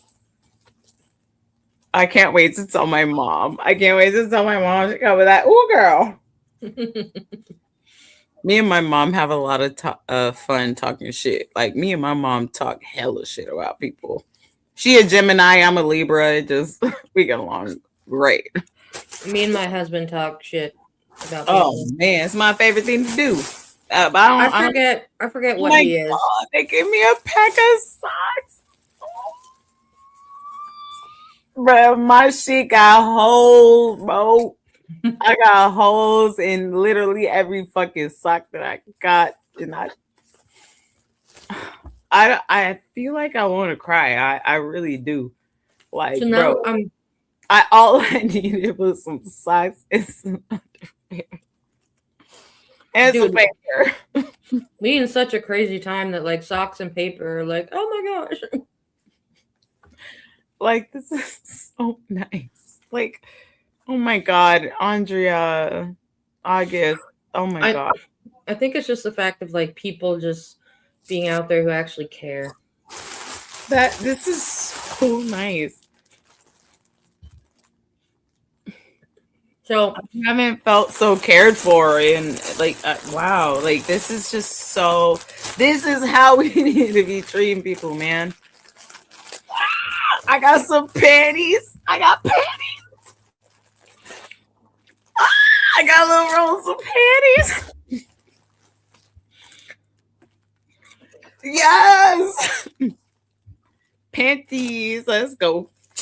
Got some panties. Ooh, ooh. Got some panties. Ooh, ooh. They ain't. Now if you got these are my panties. These are my panties. Ooh, if you ooh. got holes in those, I don't want to know. Bruh. It's exactly what you think. Women's panties are gnarly, bro. We be needing them. Oh my God. No. Right. These ain't I do. No. I do, Barbara. I have a Facebook. Okay, there's a whole nother bag. My Facebook though is hella private. So okay, what kind of socks are these though? Are these like long? They give me long socks too. Girl, you getting taken care of. My heart is just hurting from love. I have an Instagram. It's at Maymoney Honey. I'll throw it up for you. Right down in the ticker. Where it at? There you go. That's my personal Instagram. I actually am more responsive on Instagram and at our Millennial Gaze one as well. Than I am on my phone because I be getting blown up by like hello weirdos now. Like I can't even use my phone as like a regular phone no more. Like phones aren't the way they used to be when you had a flip phone and you could just text and stuff. Yo, these is sick. They got the little yellow tips on the. Hey, bruh. Hey, thank you so much. This is so kind. Like. What is this? More undies? More undies? They gave me like low-waisted and high-waisted undies. That is so nice. I'm gonna be, and they give me black socks. I'm just gonna sleep with this. Well, I'm definitely sleeping in. Which one is I sleeping in? Which one y'all think I should? Maybe I should mix and match. I'm gonna mix and match. Yes. I'm definitely gonna cry like a bitch tonight for sure. All right. Anything you got left to say? Enjoy your weekend if you can. Take some time to just be with the people you love. I highly suggest doing it. I'm getting tired, but I have a big day tomorrow myself. I have a I have a big day tomorrow myself. I have my 20-week anatomy scan because I'm over halfway through my pregnancy. So we'll see how the little girl is doing. Oh, okay. See some you better be size. texting me. You better be texting me. And everybody, we might be on Dawn tomorrow. So hopefully. Yeah. So we'll talk about that later. Hopefully work will be a distraction because over the weekend I just try to like unwind and disengage. I do like the perks of working at a school because you get like weeks off and like all the holidays and all that shit. So anyway, I'm gonna put on some music and kind of tidy up my room a little bit, and I'm gonna sleep good tonight in these jammies. I'm gonna try to stay up late so I can actually sleep tonight. Well, shit, text me because I don't sleep at all. I always wake up at witching hour. If you don't know what witching hour is, look it up. If you wake up at 3 o'clock in the morning, like naturally, sometimes it means that you're an intuitive person. It's your time to like be awake, and then you go back to sleep. Like we call the witching hour in our house the hour before Emma goes to bed because it's like we gotta fight to keep her up. Let's see what the last of our people got to say before we close out. Oh boy, I am Jazzy. I know she always be no. It's actually Sandy is a jacker, bro. Is that your other cat? Yeah, Sandy, my other cat. I'll show you guys her. Y'all don't see her much because she's very much so like, this is my house. I'm robbing you of everything that you got. What the fuck you got in your pockets? Like, she really run your pockets, bro. Like, that cat is insane. But very lovely and very pretty. Annabelle right here, she sleep. She gonna wake up in about 2 hours and start walking over my face. But again, like, I'm just so blessed to have this community because look, you guys, like, I have socks. I can throw away the socks that don't have holes in them anymore now. And I'm gonna like cut these bitches up and use them for like patches and stuff to throw on like jean jackets and shit. Because I'm gonna reuse them. And so I'm just so grateful to have had the courage to go on Don Lemon's show for the first time. Because I was nervous. I was like, I don't know what the fuck this gonna be. And it just ended up being something that changed my life and just interacting me with people like you guys. And I can't express how much that this is just such a good community. We have to take care of each other. Please send us paper money or whatever if you need. Hey Barbara, I think I found you on Facebook, so I'm gonna send you a I'm gonna throw up our email if you do want to donate to get us some fucking paper at the school. Where's the email at? I put it up. Okay, cool. You can send it there, and then I'll hit up our principal, and I'm sure she will gladly take any donations to get some paper in our school. Like, that's the least we could do for our kids. You know what I mean? So y'all are this is the kindness that we need to keep doing. Mutual aid is so important. And if we don't want to use guns, then this is the type of shit that we got to do for each other. For real. I really mean it. I'm serious about that. Like, because we're going to get driven to the point of no return. But sending somebody some socks and underwear can really change somebody's life, and move it in the right direction. So, thank you. And we love you guys. And please help me and Katie get over the hump of YouTube so that we can actually start getting out there bigger and, and really making the impact that we want to. But we won't forget the people that really got us here, like all y'all in the chat today. So, and viewers that haven't seen the show yet. So, Anywho, you tired, Katie? I'm gonna put these on. I think May tags herself in the Instagram stuff on our Instagram. Yeah, you can find anything on the Millennial Gangsters 92. And Barb, check your Facebook because I think I sent you a friend request. So check that. Yeah, and check the Millennial Gangsters 90.92 or something like that. Or you can just look my shit up on at Maymoney Honey. One word spelled correctly. You can find pretty much all of our information from there because I just kind of collaborate them. So and follow me too, because like the more followers I get, that it really helps me like spread it to other people, to the Millennial Gangster. I'm trying to build that up. It's not my account, it's our account. So yeah. Anyway. Oh, Eddie, I'm about to drop in. I haven't been over there in a few days. So yeah, I met Eddie in the political punk at Tommy's spot. You know what I'm talking about? Nice. Yeah. So and that's what we were talking about. You missed us when at the beginning of the show, Eddie. We really advocate for the channels that we like and the people that we fuck with. You know what I mean? So yeah. Anyway, I'm fucking tired. I'm about to put on these JJs.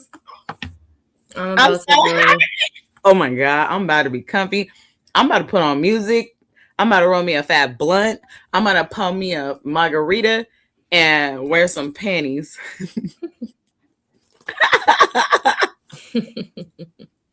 Okay, we love you guys. We'll tap in with you. Just keep an eye on us throughout the rest of the week, but we'll definitely see you on Monday. If any, keep it gangsta out there.